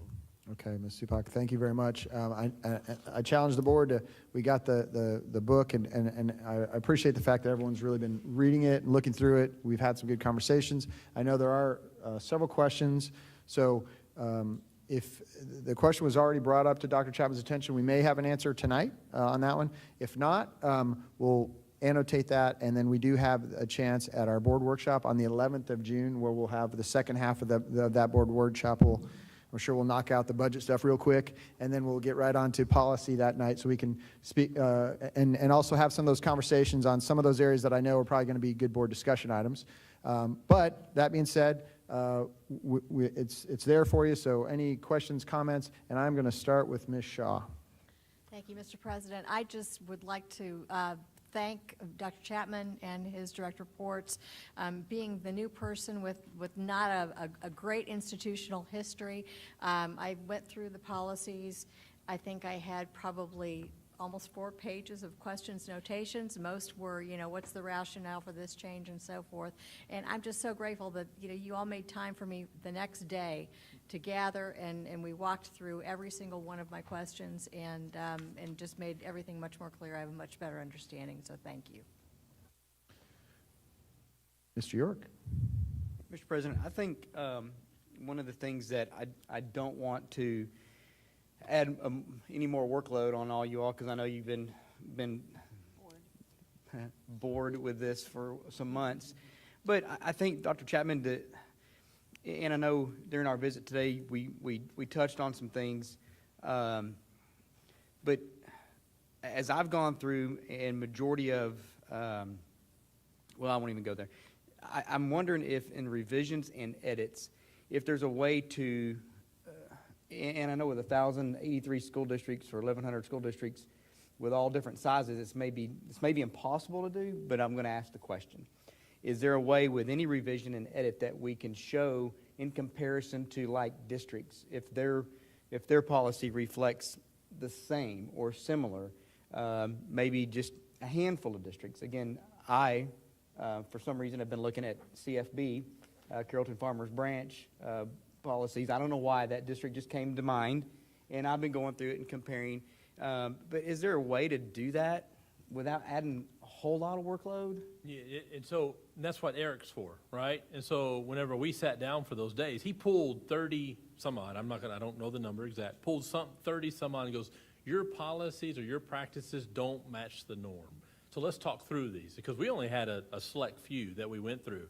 And so when we sat here, he started to walk through, here's why you might want to edit this. This is what would get you in the norm, and or if there were TASB legal that would say, you probably want to reconsider this and think through this a little bit more. So he would give us options, and we would talk through those options, and we'd go, okay, now here's your practice. Now how can we take that and blend with what we are going to recommend you do to get to the norm instead of having these one-offs? Now, let me be very, very clear too.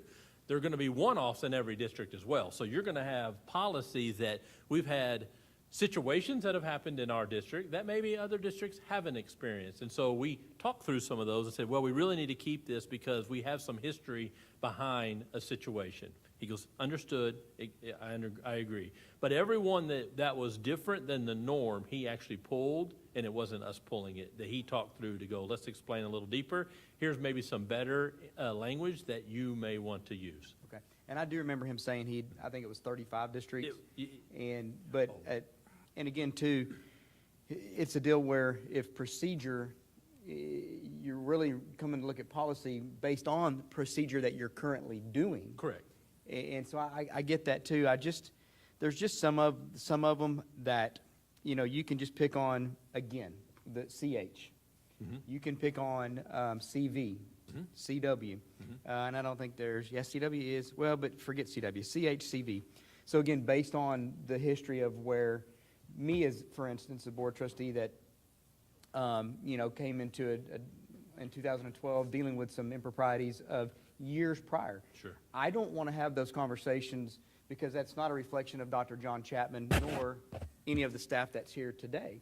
But for me, for having just that true oversight and that good feel, I may ask more in-depth question of why did we get where we got, and how can we make sure that we're setting you up for success. Yeah, absolutely. And those are some of the questions, too, that I know Glenn and his team actually walked through. And so, I know that's the 50,000, 200,000.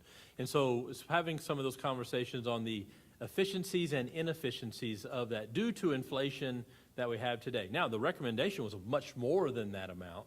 And we're like, no, we probably ought to just slow roll this, just to talk through what impact that's going to make, knowing that the cost of doing really anything anymore, which is going to actually slow us down. And as you recall, as a board, you had what was called contract ratification at one time. Absolutely. And so we were doing work and coming back and telling you about it later. Well, I nixed that immediately, going, I don't know if I like that. And I didn't. So we changed that. So then the compromise or conversations were, well, what if we increase that to give us some flexibility? And I'm not going to quote, Mr. Graham, but I know that would, because Ms. Shaw mentioned this. She goes, how many are we talking? And Mr. Graham, if we said something like 100, you better ought to talk. I don't want to give a wrong number, but it was 100 and some odd dropped down to. Yes, sir. As you know, in June, when we basically adopt the budget, we give you a list of vendors that we anticipate that we're going to do business with over 50,000. And once we do that, and as the year, so far through this year, I think we brought with that list about 190 requests of over $50,000. And again, most of that was what you approved at the beginning of the year on the list. But it's gotten to the point where you really can't do a lot of business with a threshold of 50,000 that's not bogged down. I'll just give you an example. Earlier in the year, we were considering a CTE Suburban, okay, for kids, small groups to give Suburban. And so we got some quotes. They came in right at around 51,000. Well, the dealer is basically saying, well, I can hold it for a week or it's going to be gone. And so time went by. We said, okay, budgetary, we can do this. So let's get another quote. And it's like, okay, now it's 54. So if we were able to act at that time, I mean, you can't buy a vehicle anymore that's less than 50,000. So we would have had to come to you. So it's really just so we can jump on some opportunities, be more efficient, be more prudent with taxpayer dollars, and just be more efficient, not bog the process down.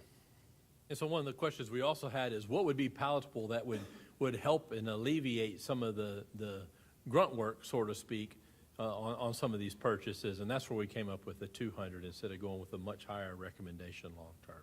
Still being held accountable still not having a large window of a large amount of money just to say, go ahead and purchase what you want. And that's where we came up with that number. And there's very few, like, capital projects that will be under 200, honestly. Most of everything will be capital projects, and you'll have oversight on that. And just also want to point out that even when we come to you for these approvals, you already approved it in the budget. They're appropriated funds, but again, it's just an extra step of transparency. Right.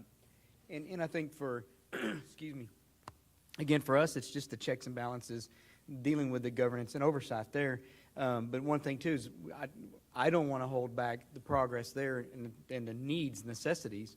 And again, when you talk about those contract ratifications, so with those being wiped away, and the only reason that we as a board really had stated the contract ratification was through times of transition, because we had lost one of our facilities maintenance directors or assistant superintendent. And it was in a transition to where they were taking that, excuse me, and giving that to the CFO. And so that's why it was, we were told you're holding up the process. What can we do? Contract ratifications. We'll bring it to you for governance and oversight, but it was already, it was way done. So, but with that conversation, then with the adoption potentially of the 50 to 200, then we wouldn't have that. We would be basically saying, this is the budget, and then when you came to us with the purchases or the approvals, we would be 100%, not 100%. We would be closer with doing real time. We would. Okay. We would. And you get your monthly statements. Right. You're going to be able to see everything. Okay. Okay. All right. Thank you. And thank y'all for the work that y'all have put into this too, by the way. Thank Okay.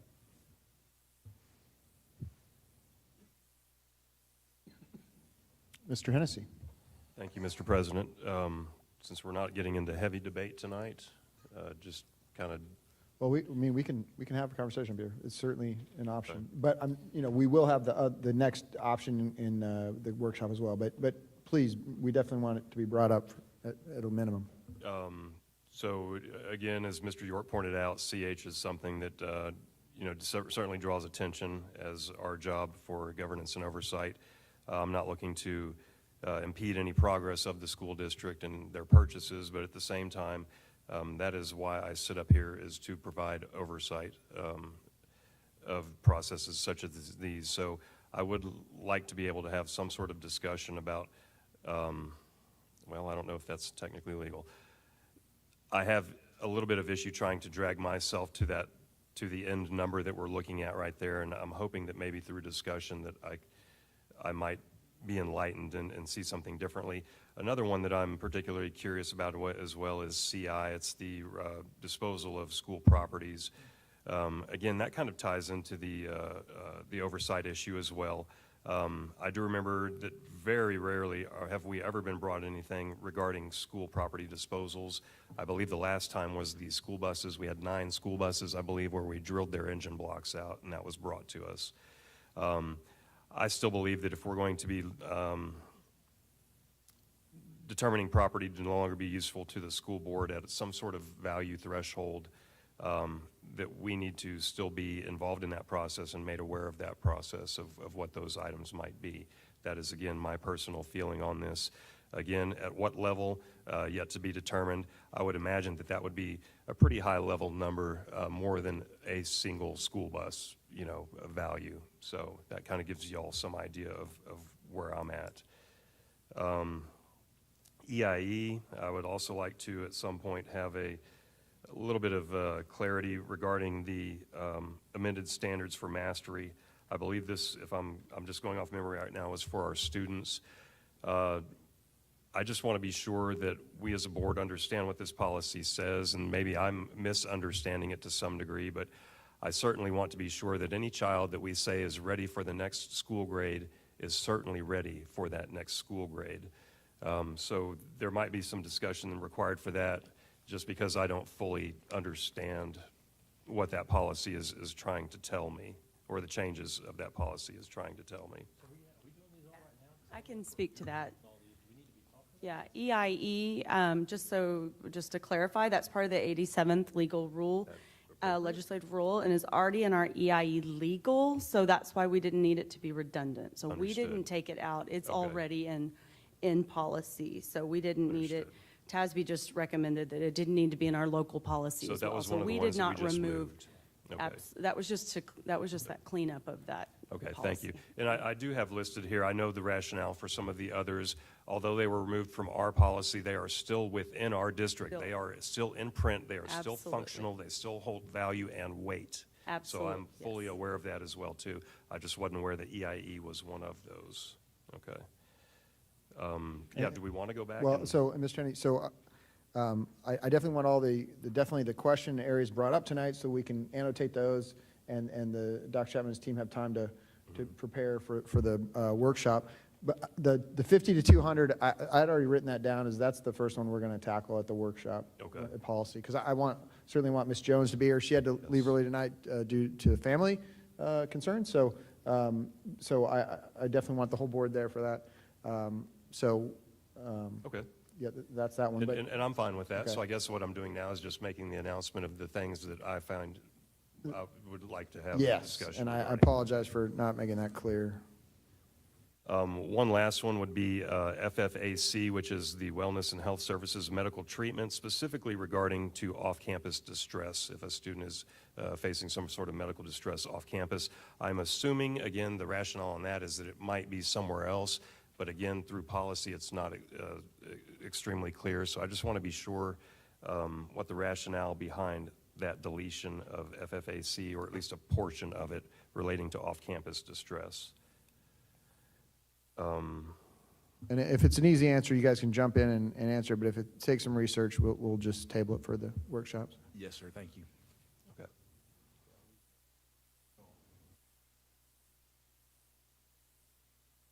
Okay. And if you want to handle that now? Okay. Understood. So those are the major items that, as I went through the policy binder manual, those are the ones that have jumped out at me, and things that I would like to be sure that we as a board just pay attention to, again. So I'll leave it at that. That's the end of my statements for now, Mr. President. Thank you. Thank you, Mr. Hennessy. Ms. Biasotti. Mr. Hennessy, did you just mention FFAC? Yes, ma'am, I did. Yes, I ma'am. was looking through. I thank you for all your hard work through this. This is no easy feat. And this information's been great. I did ask a few questions at the workshop about some of them were just moved, and that clarification was great. Is there a way that we could get maybe on this first kind of agenda page of everything, of the edits, just out to the side maybe, that like an asterisk if it's still there and it's not removed totally? Does that make sense? Can we do that? I can do that, yes. Okay. If it's not too much to ask, that'd be helpful, because then we just know that it's still in there. We don't have to even really discuss it, I would assume, because it's just moved. My two top are obviously CH and CV with the money. Those are my top two that we can discuss more. And then the other one is the one that Mr. Hennessy just brought up with the off-campus. So I don't think we need to talk about it tonight, but those are my, but thank you guys again for this book. It's been great and very helpful. Okay. Mr. York. So then just and I can email you and Dr. Chapman too, but the other question I had was on the CI. And the question there was, is that all equipment, like laptops, iPads, so on? Okay. You do a lot of it, so that's why, Because wasn't years ago, wasn't the law or the rule, they deemed a certain amount, anything above that amount, it had to go to auction or? And there's processes we do now, Okay, so we can go through that. okay, Yeah, things are really strict. okay, That's why you don't get anything anymore. right, okay. Thank you. Okay, so, like I said, we'll definitely talk the 50 to 200K piece at the workshop. The other one, the other question I had, or a point I wanted to make sure we discussed, was on the DEIC, keeping, whether or not we keep trustee appointments to that DEIC, and that's something we'll discuss at the workshop. That was, either BQA or BQB. And then the last one I wanted to just bring out tonight, and we can certainly discuss it at the workshop, is, and we talk about the continuity of the board. And so BBB is the board member, the election cycles listed there. You can have 3-year cycles where a third of your trustees will go through election each year, is the legal policy. Or you can have 4-year terms where half of your trustees are up for election every 2 years. And so you're guaranteeing, or as much as you can guarantee, 2 years of continuity in between elections. And so for me, I thought how awesome it was that we just had 2 years of continuity as a board. And so I would like for us to consider as a board, and we can talk about this at the workshop, going to a 4-year cycle. One simple way to do this would be that seats 6 and 7 that are up for a re-election next year could go for 4-year terms. Seats 3 and 4 the following year could go for 3-year terms. And then seats 1, 2, and 5, the year after that, could be 4-year terms. And now we'd immediately be on a cycle where we had half the seats up every 2 years for 4-year terms. So, that may be a political issue or whatever, but I think it's for the continuity of the board and the benefit that I've seen, thank you, sir, for the past 2 years of the continuity board. I think that's something that I would like for the board to discuss at the workshop. So, any other questions or areas that you want to bring up for policy? Okay. Mr. President? Yeah, Mr. York. I would like to know, maybe not tonight, but Dr. Chapman and staff's thoughts on the BBB local. Let's have that conversation at the workshop. Yep. Absolutely. Depends on who the board member is. Exactly. I'm only talking about this in Detroit. Okay, so absolutely, this is overdue for us to do this, and I know there was literally thousands of hours of work to get to this point. So we thank you, Ms. Tupac, and the entire team for this. Mr. Narcisse was a great instructor for us on his 2 meetings with us to kind of go through how the process works. So we certainly look forward to some great discussions on June 11th. So without further ado, I think we're done. Thank you, Ms. Tupac. All right. We will proceed to our next agenda item, number 9, consent agenda on page 20. Consent agenda is a mechanism the board uses to approve a number of routine items together with a single vote. In compliance with the Texas Open Meetings Act, the public notice for this meeting includes the list of all consent agenda items, and the board has been provided ample information about these items in advance.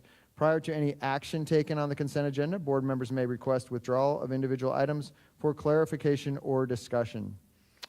Board members, are there any items to be removed from the consent agenda at this time? Hearing none, seeing none, board members, do I have a motion regarding the consent agenda, page 20? Mr. Hennessy. Mr. President, Mr. Hennessy. I make a motion to approve the consent agenda as presented.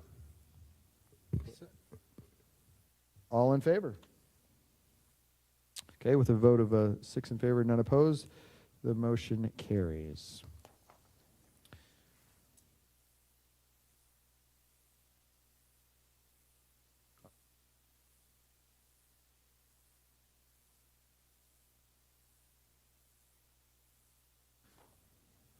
Okay, the next agenda item is 10B, consideration and possible approval of the 2024-2025 employee compensation plan.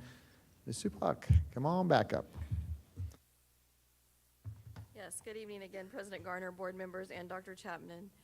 This evening, administration presents compensation plan proposals for 24-25 school year. You can find copies of the information behind your blue sheet. Also, this information was shared earlier this week, and administration has analyzed estimates for potential raises and the potential fiscal impact of such raises or adjustments in stipends. Considerations to changes in employee compensation are the result of available budget, input from the TASB salary survey data, and discussions with district administration. I'm sorry, I'm going to start. Is it behind your blue sheet? Just want to make sure. Okay, perfect. Thank you. Yes, thank you. A market comparison from TASB for the teacher salary plan is also included, along with the estimation of salary increases to the general fund. The compensation plan for staff was calculated utilizing a 3% average and also a 3% actual increase. The average 3% increase would equate to an $1,800 increase on the teacher scale. So that means step 0 all the way to step 30 would increase by $1,800 as teachers move up a step. This would, if you do a 3% actual, that's 3% of an employee's base salary. So if we do 3% actual, you'll see that's why the scales differ, because that's of an employee's base salary, what their actual salary is, not the average or the midpoint in that scale. Adjustments to the recommended 24-25 compensation plan also include an increase to substitute pay to $110 per day to align with neighboring districts, an increase of $500 to the special education teacher stipend, completion of the plan to ensure all high school head coaching stipends are equitable, and some adjustments and edits to administrator, paraprofessional, auxiliary, and campus and district stipend schedules. I would also like to add that employee health insurance rates did not increase for over 80% of our employees this year. So oftentimes we get heard that compensation plan, anytime you increase, that employees pay that in healthcare coverage. Over 80% of our employees did not have an increase. And for the 20% that were on the mid and high plan, the HR team has personally reached out to explain options and how these rates could potentially be lowered, as well as the plan selection. And as of today, we still have one more week of open enrollment. But as of today, we only have 10% of our employees that will see an increase as they have elected an alternate plan. Administration requests approval of the compensation plan this evening, and I'd be happy to address any questions or concerns you have with the information. Okay, absolutely. We'll start with Dr. Chapman. Yes, thank you. So, we've talked a lot about moving to the midpoint, or where we're saying average tonight. And if you can see, you got the little chart in front of you, you got the blue line and the orange line. If you remember when TASB put their chart on the table, they said, look how our gap is for first-year teacher, and then when you get closer to the 30-year teacher, you start to get closer to the market average, not above market, to the market average. And so their recommendation was for us to go to a 3% on the average. And I'm fully invested in doing such, and I have been, and I've talked a lot about it over the recent months. But that's not the recommendation I'm bringing tonight. The reason I'm not bringing that tonight is because we haven't communicated it well enough. And no, not well enough, not at all. And so I don't think that's a good idea. Where before, and we were having conversations that majority of our teachers have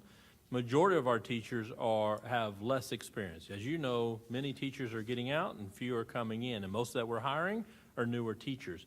Do we need to increase that lower end to get us up to market value? 100% yes. But if we go to average, we're going to see about 44% of our teachers not getting the full 3% that we've done for many years. If we haven't communicated, the last thing that I want is to have a little, why am I getting X amount less? Now, here's the benefit behind it, is that it's not much money, but every penny counts. And so what am I going with that? So if you take a 30-year teacher on 3%, he or she's going to get roughly, don't quote me on the numbers, but about $2,100. The average that we'd have is about $1,800. So they wouldn't see a full 3%, but your first-year teacher would see more than a 3%. Does that make sense? So here's what I'm saying tonight, I say we go one more year. I am recommending 3%. But I'm saying let's do it on actual one more year. Let's communicate through the fall, moving into the spring. And we do, if we're going to be smart about this, we have to move to average long-term to start getting ourselves competitive in the market so that our orange line, as you see in the graph, moves closer to that blue line. Many districts, I can tell you the districts all around us, touching us, are all in market average. And that's why that number, their line is nearly straight, will continue to grow. Ours will continue to fall further behind, even though we're giving a 3%. The benefit is that, well, I'm going to say many superintendents are saying they're not giving a pay raise. We know one of our neighbors did give a 4% pay raise, and I know that. So I'm hoping that many aren't, and therefore that's going to help close that gap a little bit. But my sole reasoning tonight is to stay with actual one more year, just so we can communicate, just so we can explain.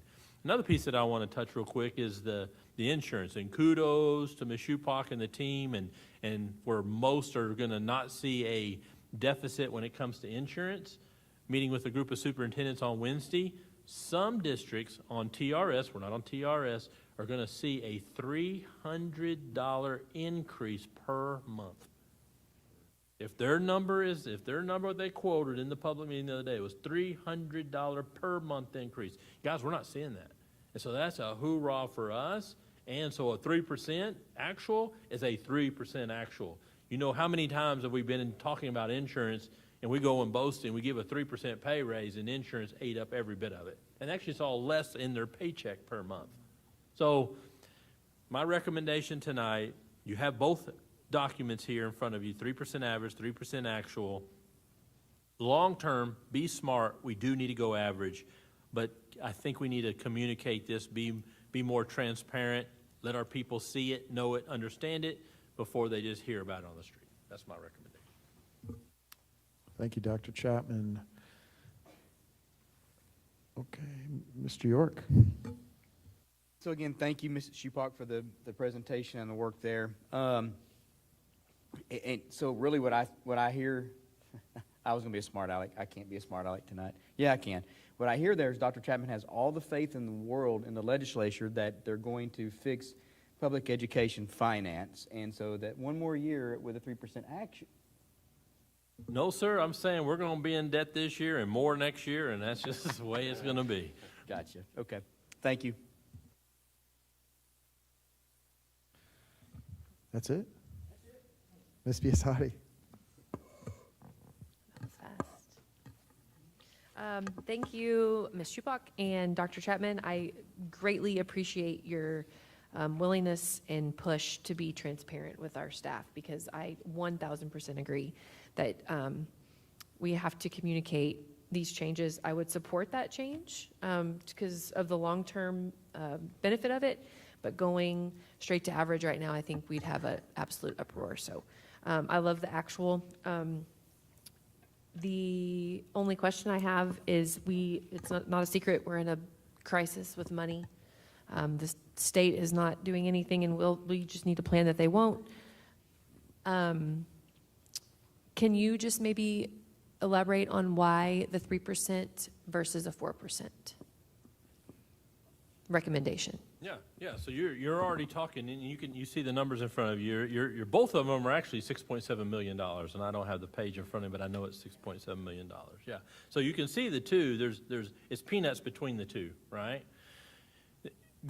So understand right now, and we had a board workshop recently where we're talking about right now, worst case scenario, we have a $30 million deficit budget. And yes, I know that we say another percent, now you're at, and that number's about $9 million. That's $3 more million, meaning I'm cutting $3 million more dollars somewhere else. Well, we're already talking about cutting and getting that number below 10 million. If I start adding another few million, we're talking people. And the last thing I want to do is cut people. And I'm going to do everything in my power to not cut people. So I have to, in good faith effort, come to the board in June 27th to say, we're not cutting people, we're trimming here. Here's unfortunately the deficit that we're faced with, and I'll have better opportunities. But I come to you with 4% this year, and that 4% never goes away. So that money's there, and then next year I'm looking at, I would hate to come back to you and go, I can't give you anything. Or maybe it's a 1%. Well, if y'all would have not done 4% at the time. So as much as I'm extremely competitive, that's my nature, and I know my friend next door did do that, I know that I have to be a good steward of our taxpayer dollars and the issues we're facing today. And we have opportunities. You know, they passed a TRE in November. There's some conversations that we're going to have to do that, and we're going to be bringing some recommendations to you. So I'm telling you tonight, in good faith, I'm stressed about 3%, to be honest with you, but I think that's in the best interest of our district and where we are with inflation to do what's right for our employees.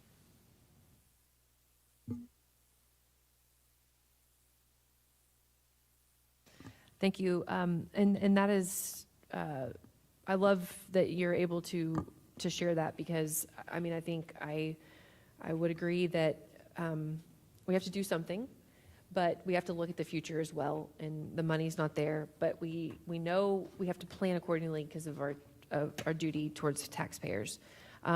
That what you said about that 4% versus the 3%, we do a 4%, which I would be in 1,000% for if we had the money. I mean, I'd do way more than 4. But when you say if we do that, we're going to have to cut people, that right there needed to be said, because I don't think a lot of people understand that. Because personally, I've been getting phone calls and emails since our neighbors posted their raise, and my friends here at Comal ISD are asking, what are you going to do? What are you going to do? When are we going to know? 4%, push for 4%, but they don't know that that means there's people that are going to lose their job. And so I appreciate you saying that, because that gives us the tools to be able to share that with the people that are asking. And I don't think I have any more questions, so thank you. And thank you, Ms. Shupak.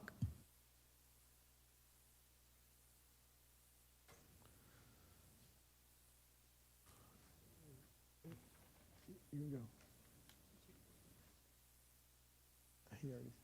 Mr. Hennessy. Thank you, Mr. President. Thank you, Dr. Chapman. You have listened to the board. What you're presenting to us here are comments, discussions that we've had as a board. So I do appreciate you and the team coming together to present this to us. As Ms. Biasotti said, I wish it was more, but I do believe, looking through this, having talked about this in the past, knowing where our situation is, knowing what this will do if we do approve a 3% teacher raise, what this does do to our fund balance, I believe that we are all in agreement that our teachers deserve more. And so I just want to say that this is a beginning. I love what you've presented to us, and I'm looking forward to providing a raise for the teachers of Comal ISD this year. Thank you. Mr. Krasinski. Thank you, Mr. President. Thank you for the presentation. I don't really have a question. It's more of a statement. You know, we are leading the way in Texas as far as homestead exemption. And this is unfortunately a tough decision for us to make, right? We have been very fiscally conservative over many decades across Comal ISD, and we have towed the line, if you will, right? And Dr. Chapman, correct if I'm wrong here, I think there's 2, is that right, left, other districts with 20% homestead exemption? So 2 other districts that have a 20% homestead exemption throughout the state. And we have been more fiscally conservative than 99.9% of other districts to save our taxpayers money. And as Dr. Chapman mentioned, we will need probably to come for TRE. And we're going to be asking for some help. But this is not only to retain our current employees, but attract new ones going forward for this school district. So, you know, I feel like we've done right by Comal ISD taxpayers for a very long time, and we will continue to do so. But this is the harsh reality of the situation that legislation has put us in, and you know, we have to continue fighting for our teachers, and this is what we have to do. So, I'm in support of that. Thank you, Mr. Krasinski. Ms. Biasotti. I may have missed it, but is there a amount that you discussed about for the hourly employees? It would be 3% actual too, so it'd be 3% on their hourly salary. Okay, all right. Thank you. Okay. Appreciate all the board member comments. So to pile on to Mr. Krasinski, yeah, local homestead exemption 20%, which now by law can't be changed until 2028. So taxpayers, don't worry, we can't touch that. But that equates to roughly $30 million taken away from our budget each year. And if we were to put $30 million directly into salaries, that equates to over a 10%, you know, salary increase for everybody. And so I lose sleep over that personally, knowing that all of the districts around us have that equivalent amount of money in their budget that we don't. we were able to continue it because the state was not at war with public education like they are now, the governor and the state legislature. And so now the gloves are off from his side, and so no new money for 6 years. It'll be a full 6 years before there's even a decision on new money for public ed. 25+% inflation in that time, and significant number of unfunded mandates placed upon us that we jumped on aggressively. We put SROs at all of our campuses, but the state has not funded that. So everyone in our district, I fully support the 3% pay raise. In fact, I would actually support the medium piece. There's very few employees that would actually do the math and figure it out, and it isn't a lot of money. However, we are being consistent with transparency, as Ms. Biasotti brought up, right? And so that is important. So I appreciate Dr. Chapman's, despite really understanding both, that you bring us this one knowing that we need to be transparent before we go to a medium objective for the pay increase. But I certainly support 3%. And so as we go through budgeting, assuming we pass 3% raise, everyone in our district's going to feel it, because we are going to have to take a very close look at every piece of our budget.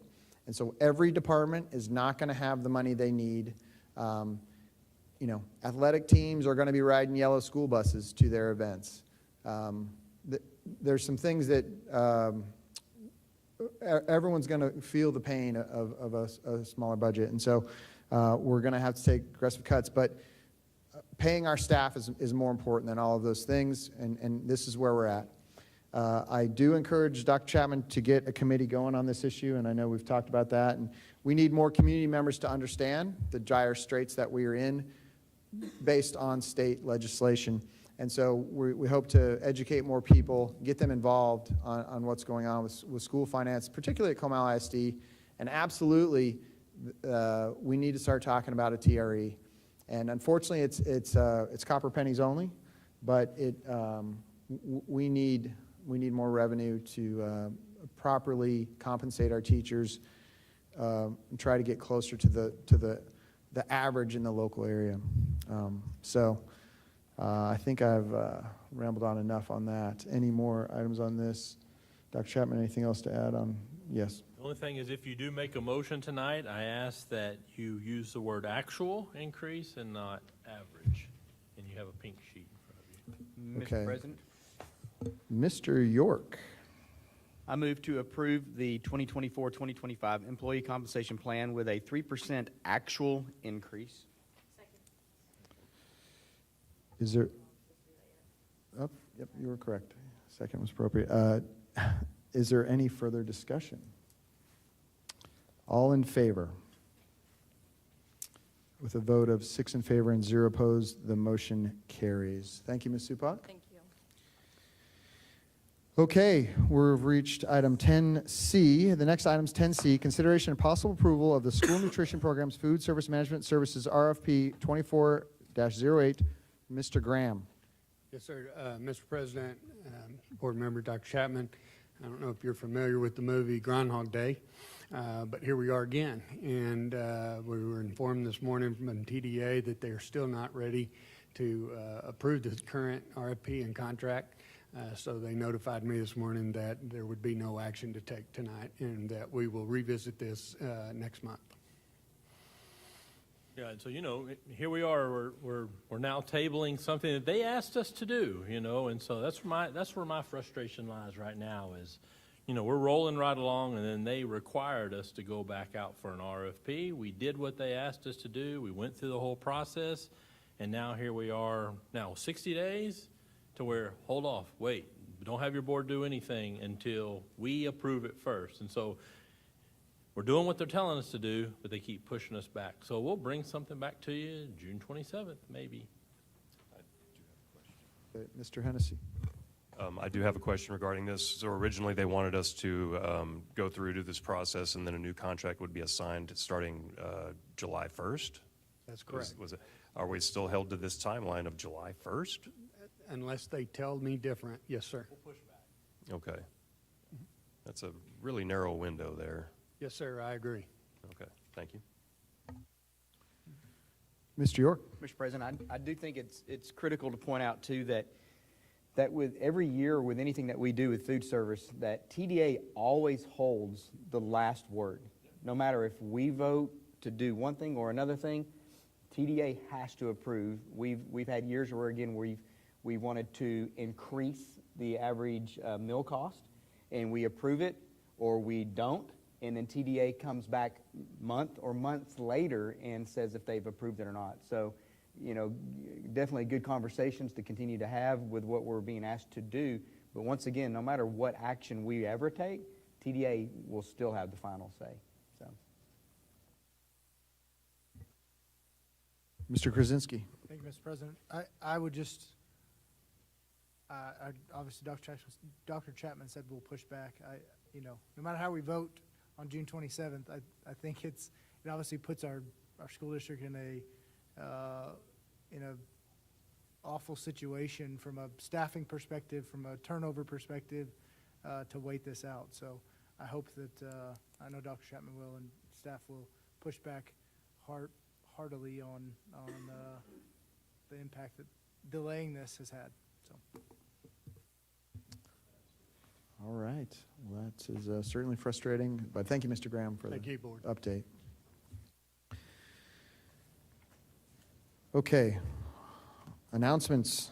Just 1 week left of school. Last day is Thursday, May 23rd. First graduation ceremony, Wednesday, May 22nd. Strahan Arena for Smithson Valley. We all have special ties to wear for that ceremony. Sending a special congratulations out to all the seniors and their families during this memorable time. Way to go. The first Comal U session, so everyone should be getting out their lime green, I think, begins Monday, June 3rd. Our next board workshop will be held Tuesday, June 11th. Again, we'll be talking about budget and policy. And our regularly scheduled board meeting will be held on Thursday, June 27th, both at 6 p.m. in the Support Services Boardroom. Ladies and gentlemen, there being no further business, this meeting is adjourned at 9:20 p.m.